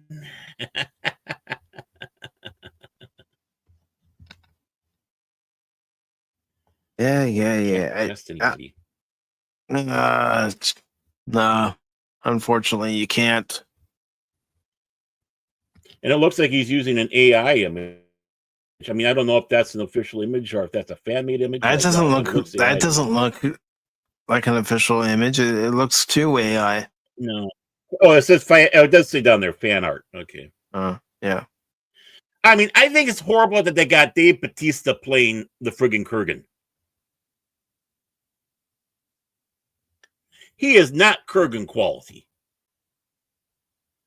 Mr. Krabs did the freaking best job.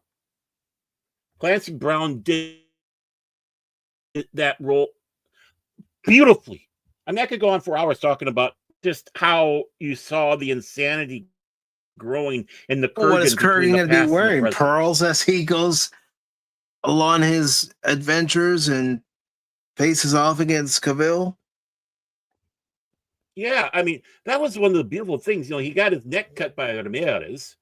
So it wasn't, of course, obviously a killing strike, but he had that scar. So when he was hiding, he hid like a punk and put paper or pins, the laundry pins in there, the diaper pins, and across there, making it look like it was a punk look. It was like, damn, these guys are smart, making things happen. And who are they going to do the soundtrack? You can't reuse the Queen soundtracks. No, you can't. And Michael Kamen, who did the other music, it's like what he did for the stuff that Queen didn't do was absolutely brilliant.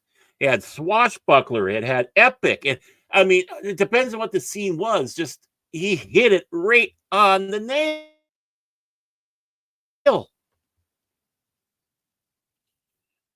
I have no hopes. Why are you doing this? Because Hollywood is inept of new ideas. Well, I'm going to Henry about this. Why are you doing this? I know he's doing it because he wants the paycheck. Do it.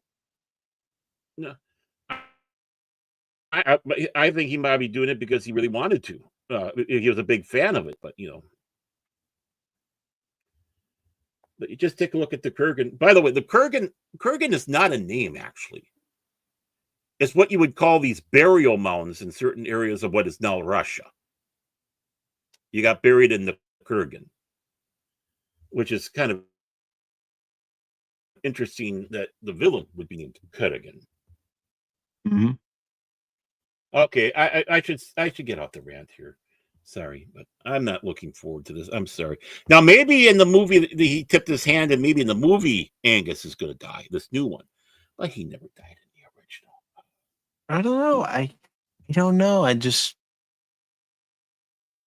saw the story, and I have some partial interest in this Highlander remake. It's not going to hold a candle to the original, but no.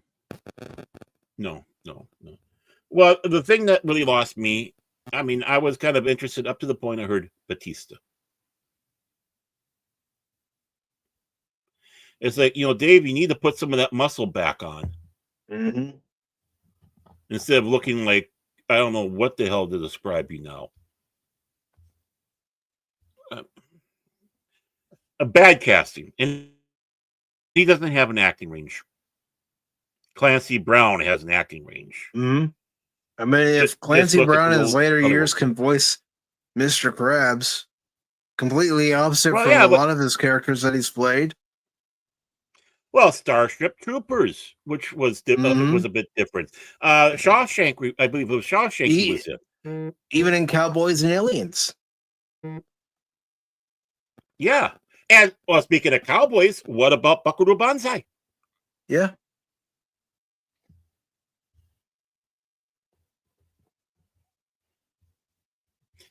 And he almost took out Sean Connery for real. I laugh because it didn't happen, but yeah. And it does say here in the article with Chad Stahelski directing, the film is expected to blend the epic scale of the original with influences from popular Adrian Paul series. Mm-hmm. I've watched that show off and on. Wasn't one of my go-tos though. Yeah. No, I mean, it was a good show. I mean, it was a good one. Obviously, they had to do a little fast and loose with things. They weren't afraid to kill off cast members, and it's in the show, YouTube, in the show. But yeah, I towards the end, I didn't. I dropped out watching it, but yeah, and I saw some of the movies in the theaters based off the TV show. Particularly one where you had the other matchup between Connor and Adrian Paul's Highlander McLeod, and of course he died. I mean, I didn't like it. I didn't like that movie. I just didn't make sense. Just didn't make sense. But 2 and 3 didn't make sense either. So no. Never watched 2, never watched 3.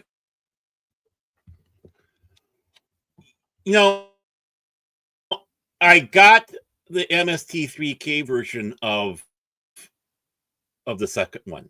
Even though it's not done by MST3K, it's done by the same fans that did Star Trek 5. I have not watched that yet. I need to watch that. I think that's the best way to watch 2. And there's only one scene in 2 that's really worth watching.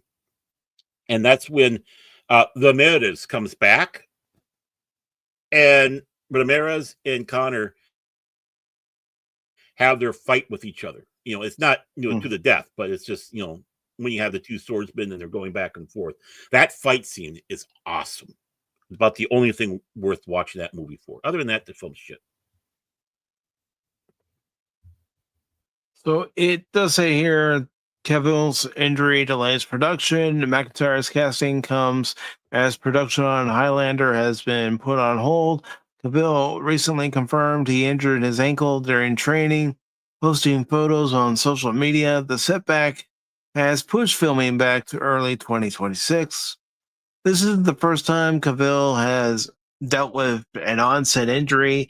Back in 2021, he suffered a hamstring injury while filming The Witcher Season 2. Despite the delay, Cavill has emphasized that Highlander remains his main focus, calling it a project he's extremely excited about. Well, there's your answer. He's extremely excited about it, and that's why he wants to do it. Mm-hmm. Yeah, well, I bet you, just like Superman, he's a big fan, so...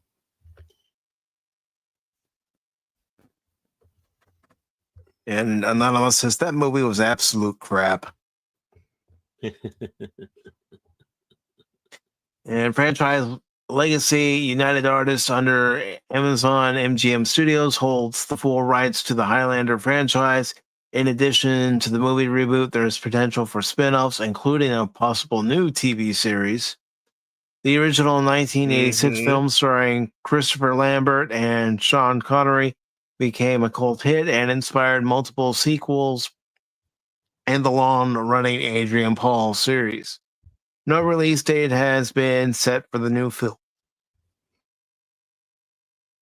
Oh yeah, the only other thing that was good about Highlander 2, Michael Ironsides. He was the main bad guy. Well, Michael Ironside's good at playing a bad guy. Yeah, He's just got that. He's got that asshole mentality. Right. You Well, want I mean, I somebody remember the casted first as time- the asshole, and you know you're going to get a good asshole. Cast Michael Ironside. Yeah, I mean, the first time he came to notice to me when I was younger was V: The Final Battle, and of course in V: The TV series. Mm-hmm. But it's like he came in, and he was kind of a foil to Mark Singer's character, and it's like, oh, this guy's great, man. And then started seeing him and other stuff. It's like, yeah, Michael Ironside. Oh. But of course, Highlander 3. I don't know. I don't think Mario Van Peebles did a good job as a villain in that one. But yeah, to each their own. Didn't make sense again. But that's what happens when you take a movie that's supposed to be it. It wasn't supposed to continue on. This was the final battle. But okay, let's see if we can squeeze more stuff out of it and come up with an absolute stupid storyline for 2. That basically contradicts everything from the first film. And yeah, at least they're going on the basis that we're not doing obviously the final battle, it sounds like, with this one. But I still have, I'm sorry, Batista. No. Just no. No.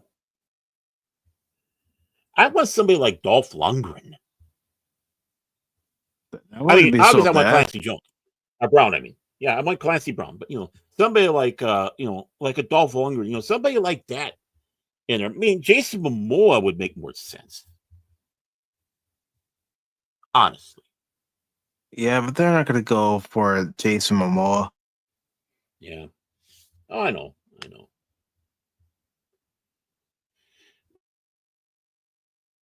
But, some people will have that role just because they want to play such an iconic bad guy and what you could do with the bad guy role. Some people just love playing the bad guy. Ask Michael Ironside. They're good at it. I mean, well, he's not always the bad guy, but, he's a heavy. Let's just say he's a heavy. People like playing the heavy sometimes. And they're good at it. Mm-hmm. I mean, some actors, it's like, okay, you see who's playing the protagonist, but I want to know who they're going against as the bad guy. And sometimes you go, really? And then other times it's like, okay, yeah. I'm there. Yeah, I know the antagonist is the bad guy. I just decided to cut it short and say the bad guy. I know. I would have been easier with antagonist. It would have followed through with the protagonist. It would have made you sound like you were from Harvard. I'm trying to help you, man. Trying to help you. We don't have cash for being snooty. We got to pick up that. No, we don't. We don't need to go to the snooty side. The Shrubbery disagrees. None of us can go to the snooty side if he wants. Yeah, but he's absolutely right. Batista is no. He has no acting talent that I've seen. And he's just too loony. And again, losing all that muscle mass. Are you kidding me? No, you're going to have to build the only reason why he was good as Drax in Guardians of the Galaxy and the Avengers films was because he didn't have much to say. Well, yeah, I mean, it was a simple role. I mean, it's a complex character, don't get me wrong, but really, you're playing Drax as a simple guy, right? So really, was Batista acting? No, it was Batista being Batista. Just like, Pedro Pascal being Pedro Pascal. Yeah, in Pedro Pascal.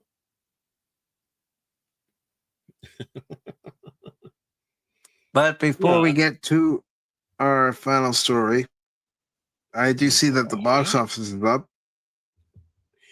Yay! Box office! You like the box office, right, Duchess? How about you, Shrubbery? Yeah, we all do.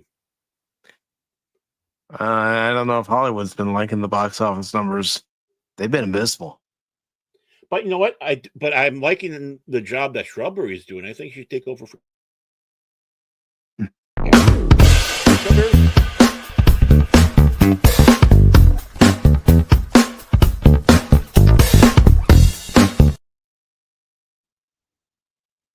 All right, so these are the numbers for this weekend, starting from the 26th to today. And one battle after another. Sounds like an episode of Pop Talk or anytime anyone streams. Yeah. And I'm not It being was snarky here. Never heard of it. no. I don't know what it's I'm not being about. No.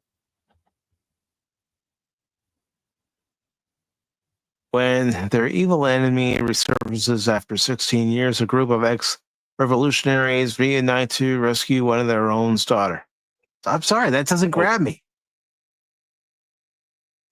No, I mean it's interesting, but what more do you got? And even though it's small, I can't really see it well, but that poster almost looks like something that would be the spaghetti westerns, But so I don't. I mean, I don't.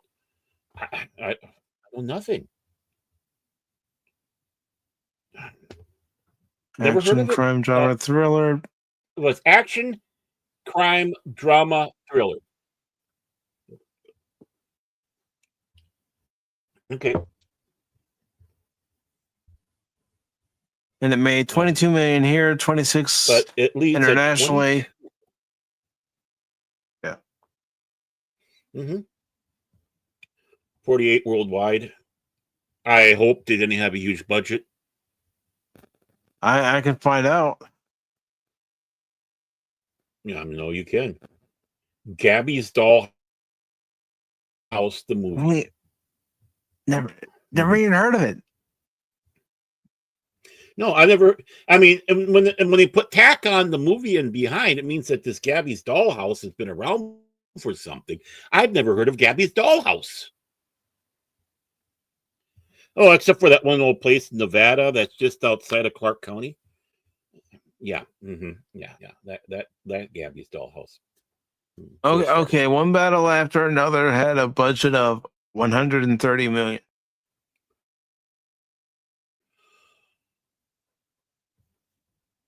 And it's a Leonardo DiCaprio film. Oh, with Sean Penn. Oh, and Tiana Taylor. Let's see, Benicio del Toro. Okay, I've seen pictures, but I didn't associate with this movie because they were doing a horrible job of advertising. I mean, Well, that's something that we've been talking about here on Pop Talk is the lack of advertising they do for movies anymore. Mm-hmm. You failed. This is a dud. Not even worldwide. You figure with names like that, even worldwide, you grab them. Especially those French-eating surrender monkeys. Especially the ones down in Cuba. They love Sean Penn in Cuba. Well, it's a commie like them. Yeah, exactly.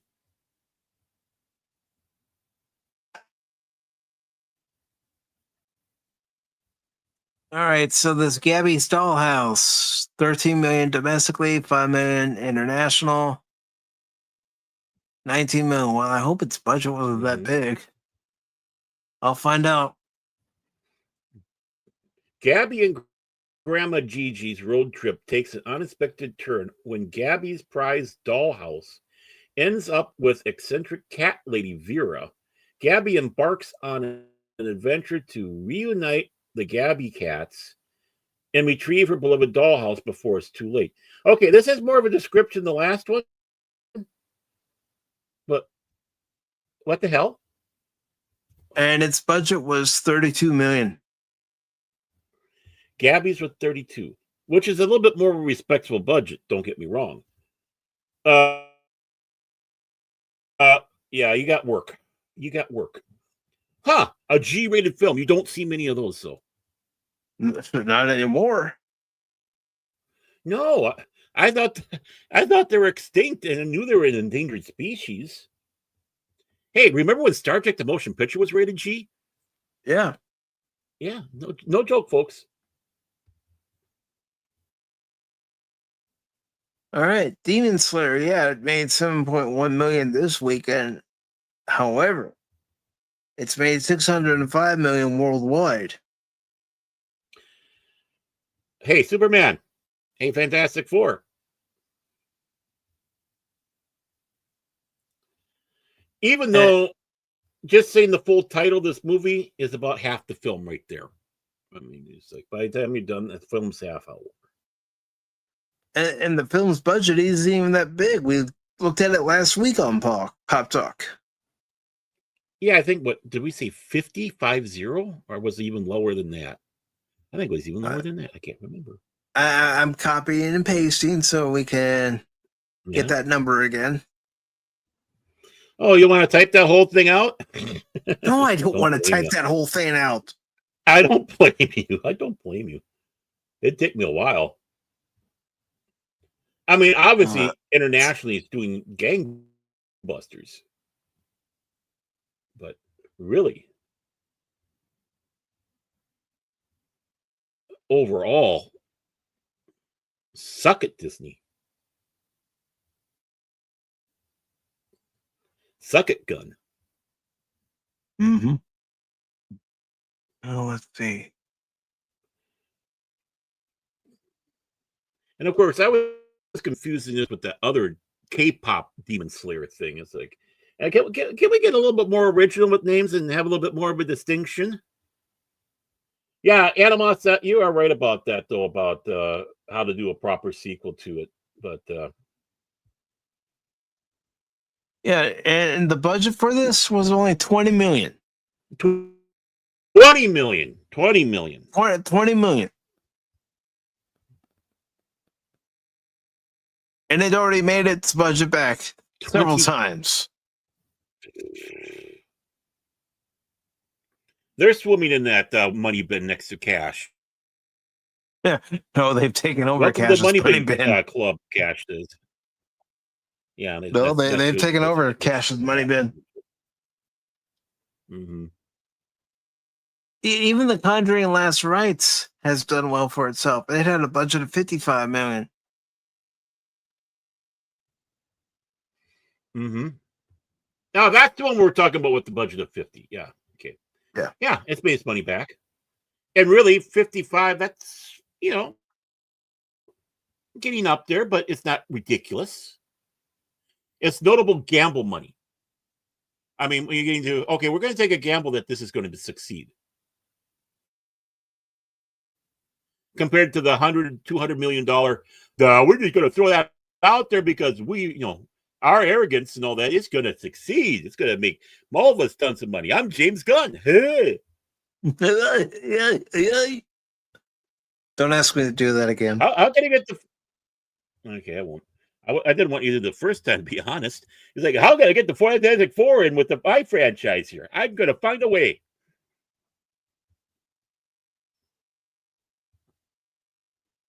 I'm waiting for his little Lulu movie. It just goes to show you don't need a large budget for a movie to succeed. Right. Or to have talent or any of that. And The Strangers Chapter 2. I only saw an advertisement for this yesterday. Really? Yeah. On the final day of their cross-country road trip, a couple's vehicle breaks down, forcing them to take refuge in a remote Airbnb. As night falls, three masked strangers terrorize them until dawn. Yeah, we had them come on to Pop Talk. 3? Oh, wow. They must be scared.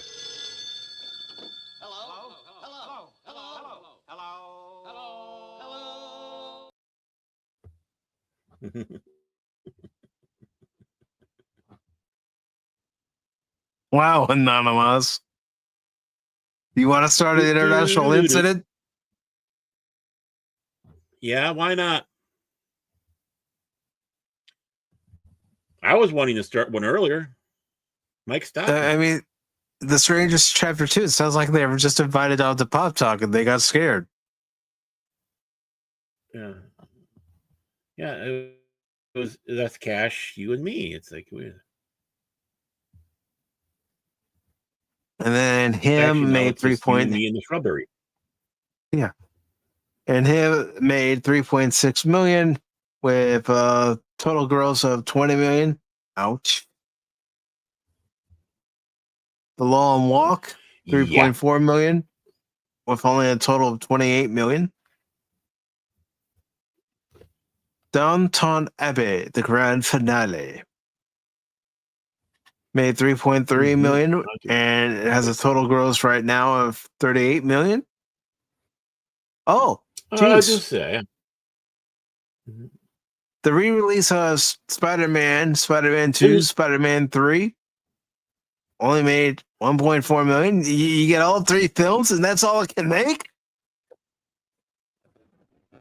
I didn't even know it was. I didn't even know it was I coming out. didn't even know it was out. It wasn't even listed on my local theater's show times. And that's a button-up-a-thon right there. I check the listings to see if there's any movies coming out for Fathom events for special anniversaries that I might be interested in seeing. I didn't see anything for this weekend. I'm hoping, although I'm not, placing any bets that my theater gets Back to the Future for the 40th anniversary. I would love to see that in the theater again. Haven't you been visiting every day going, please? No.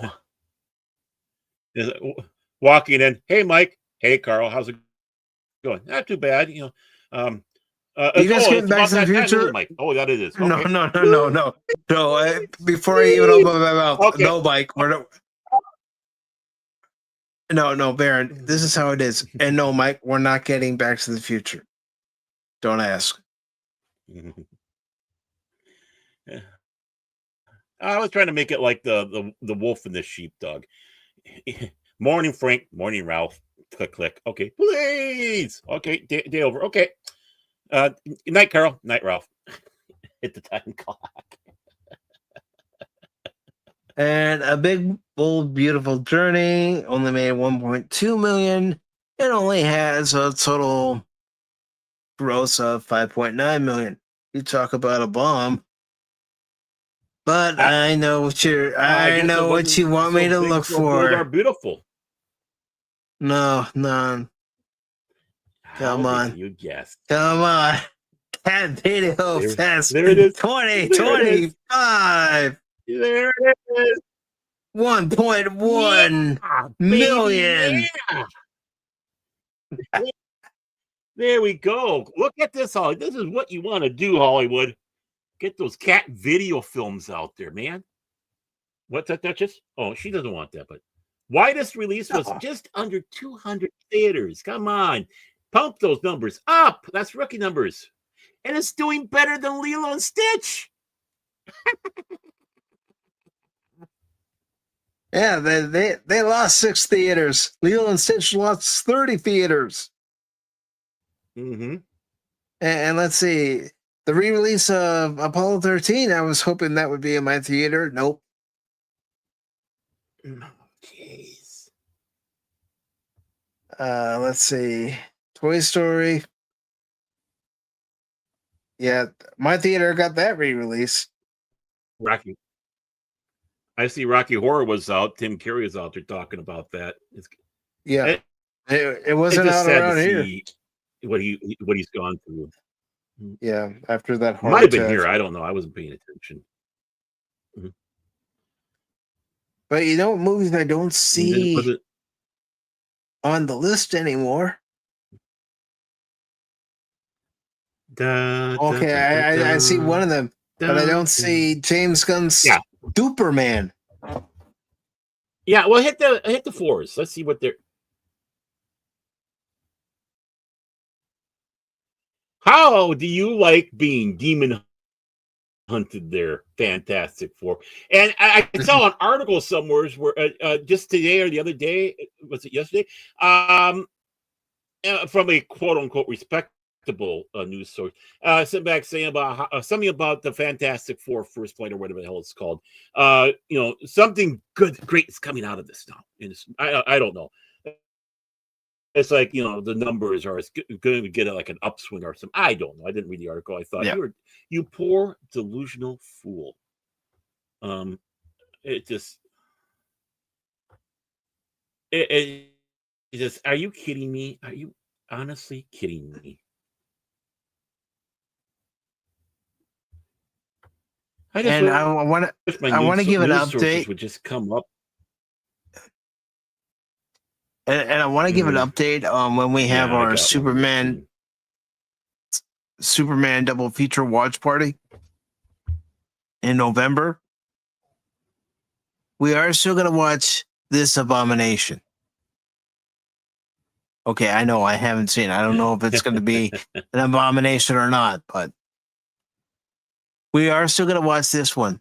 But the palate cleanser is still going to be Superman 78, but it's going to be the extended version of Superman 78. So I'm thinking about starting that particular watch party an hour earlier.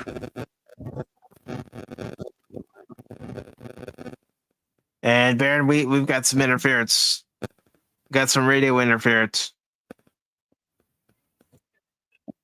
Oh, probably again my internet. Sorry. That's all right. But yeah, I just want to give you guys a quick update. We will be watching Superman 2025, but we'll also be watching the extended version of Superman 78. But Ew. I thought that was Superman and Superman 2 together. That was the extended version. Oh. I mean, what kind of palate cleanser do you want, Baron? After watching Superman 2025, do you want I know. rinse I know. and spit out, or do you want the one that you go, okay, I'm feeling good now? Oh, I want the good now thing. Yeah, definitely. No, it was a joke because in some ways, Superman and Superman 2 are basically bookends and with a 2-year break. But yeah, it's like, oh, the extended version of Superman. Yeah, that's Superman 2. No, yeah, just kidding. I know they added more stuff from the original, but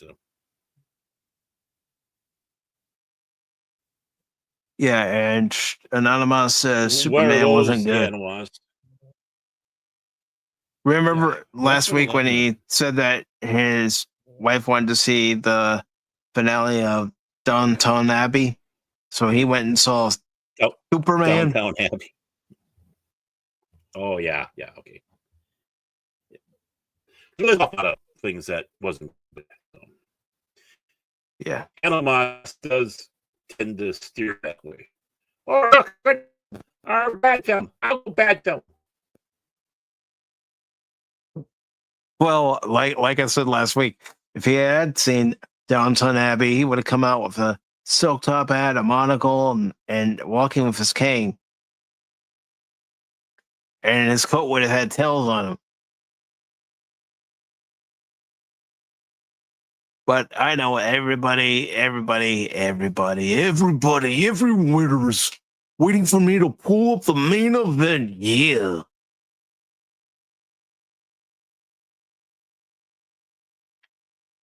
So I'm gonna pull up the main event.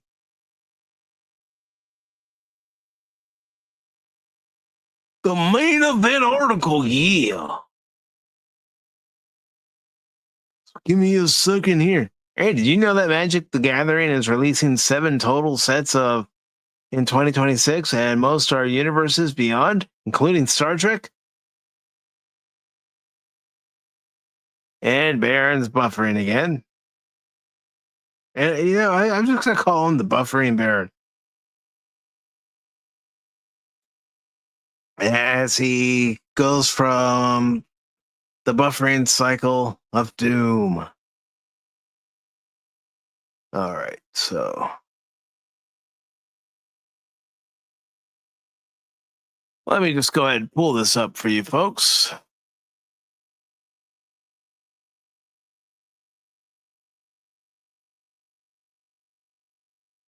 All right, here we go.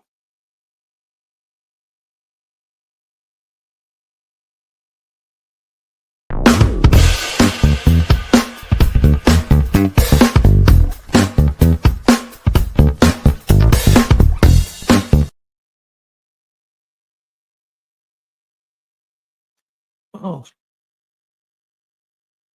Baron, I'm going to kick you out there and then bring yourself back in, okay?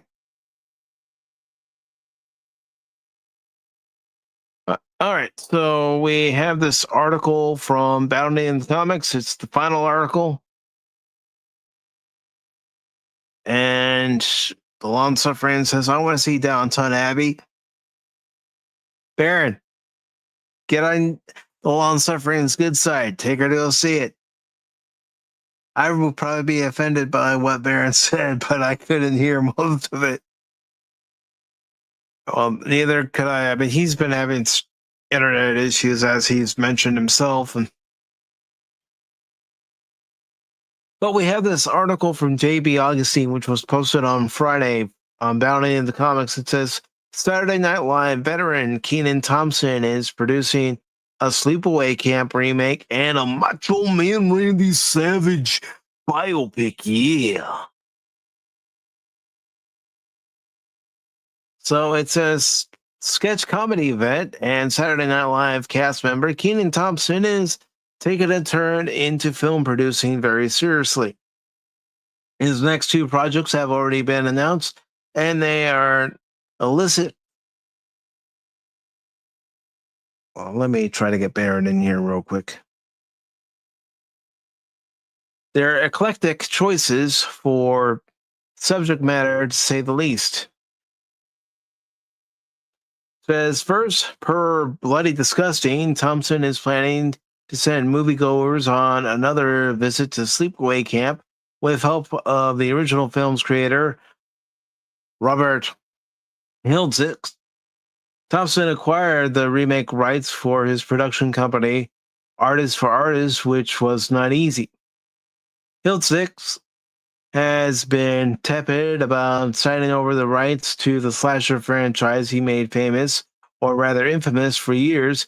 However, Thompson and his partner at AFA, Johnny Ryan Jr., are letting Hiltzik, that's a hard name to pronounce, pitch his tent how he wants using his own script. I am both thrilled and humbled to be working with AFA on the reimagined Sleepaway Camp, he said to Deadline. Though I have been approached by several companies regarding the remake of Sleepaway Camp, only AFA has shared my vision and is excited to have me helm the film. Therefore, preserving the integrity of the original film for fans, as well as introducing Sleepaway Camp to a whole new generation. Be prepared for a new member of the Sleepaway Camp family, he added. Thompson and Ryan Jr. have been trying to lock down this property for 20 years. They consider themselves fans first and assure those eagerly following the progress of the new Sleepaway Camp that they are staying true to the OG story, while Robert adding in some insane twists. And then it also goes on to say, and that's not all, as a biopic about the late wrestling icon Macho Man Randy Savage is also on AFA's docket. Deadline reports in an exclusive Artist for Artists, the production company of Kenan Thompson and Johnny Ryan Jr., is developing a feature biopic on iconic wrestler Macho Man Randy Savage. We can tell you first. Entitled Macho, Thompson has a personal connection to the project as someone who worked with Savage once during his Good Burger and all that days. This is also one of the hottest periods in wrestling, the Monday Night War, when Macho Madness was running wild in World Championship Wrestling. Beyond excited for this one. Macho Man is hands down one of the greatest of all times, and can't wait to bring his story to the screen. Yeah. Yes, I'm adding that.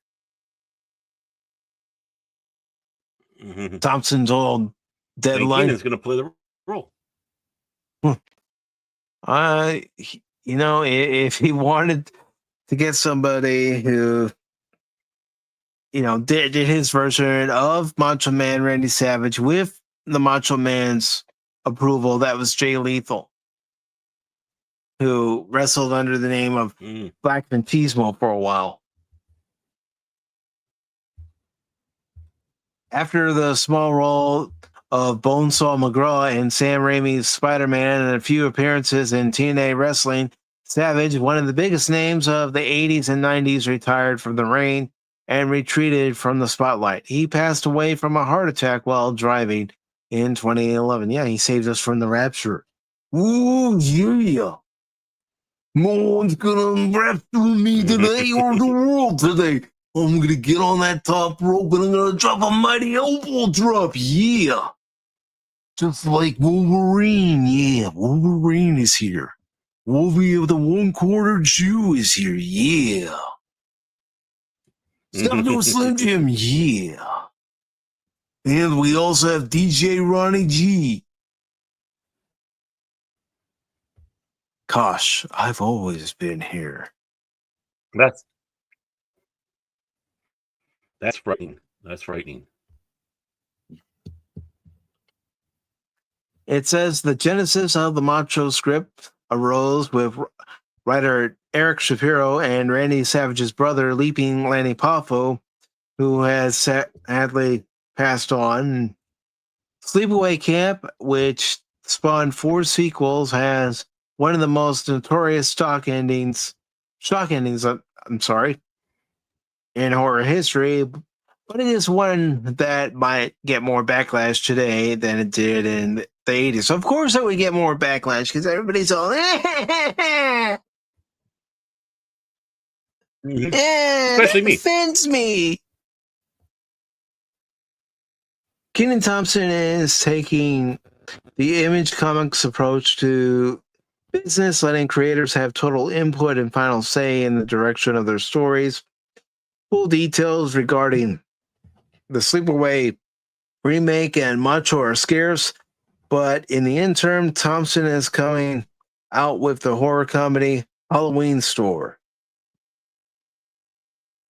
I don't know. I mean, if he does it right, I would be all for seeing a Macho Man movie. Yeah. But again, it leads to a question. Is the script going to be good? And who are you going to get to play the Macho Man? Yeah. Who's going to be believable enough to portray the Macho Man on the biggest screen in them all? Yeah. I don't know. I mean, well, let's face it, Macho Man was a larger-than-life character, both on and off the screen. How are you going to get somebody to match that energy that he brought? Because he did bring an energy.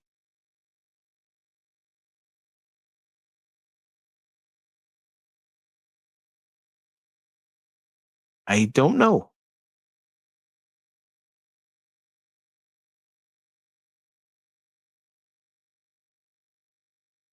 And Wolfie says MJF can imitate him very good.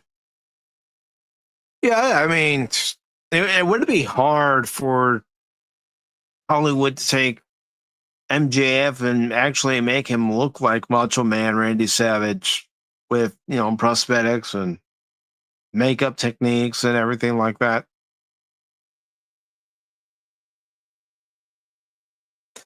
I don't know. I just hope they don't fumble it. Or in wrestling terms, botch it.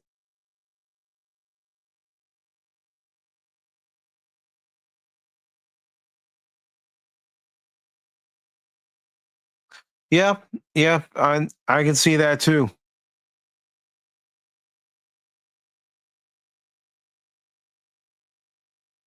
Well, thank you for being here, Baron. I really do appreciate it, and it's always a joy to have you here along with everyone else who has time to stop into the chat.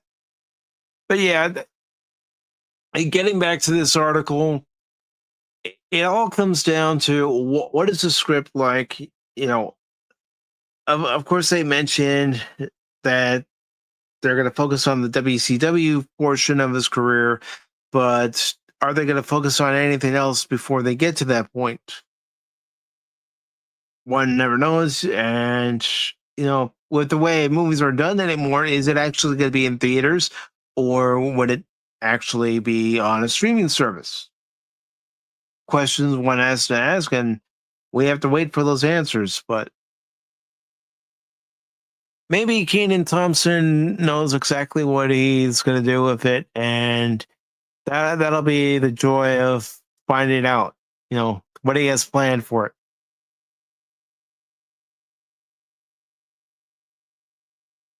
That's not funny, Anonymous. That's not funny at all.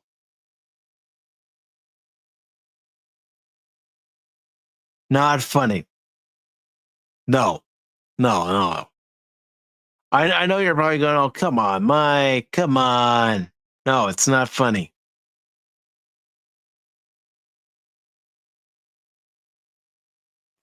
I don't know. I mean, heck, you had Zac Efron as,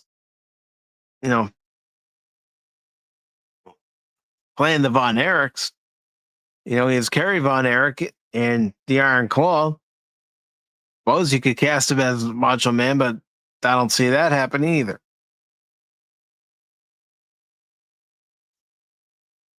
Yeah. Yeah, that sucks when the internet decides it's gonna act up. And I've had my troubles. Baron's having his troubles. Cash has had his troubles. But I don't know. But I will let you know before I wrap up here that what I have coming up for this week is there's going to be 2 games. On Tuesday, I'm going to be playing some WrestleQuest, and then I'm going to play some Jump Space Tuesday, starting at 5 p.m. Eastern.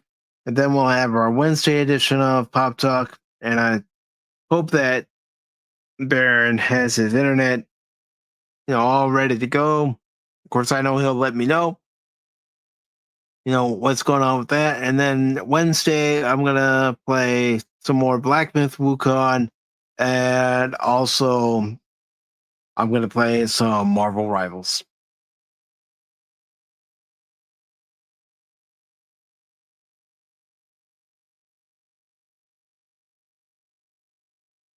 But again, I do appreciate everybody being here. Appreciate Baron being here.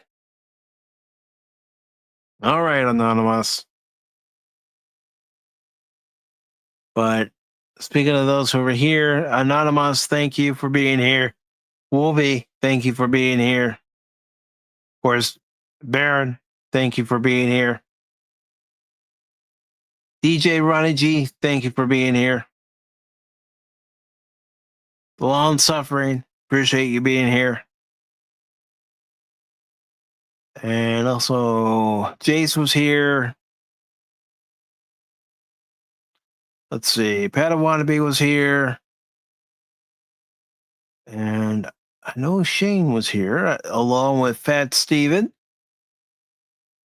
Let me scroll up to Shane. There he is. Thank you, Shane, for being here. And that's everybody who is here today. Unless we had some folks lurking, which there are a lot of times we do have folks lurking.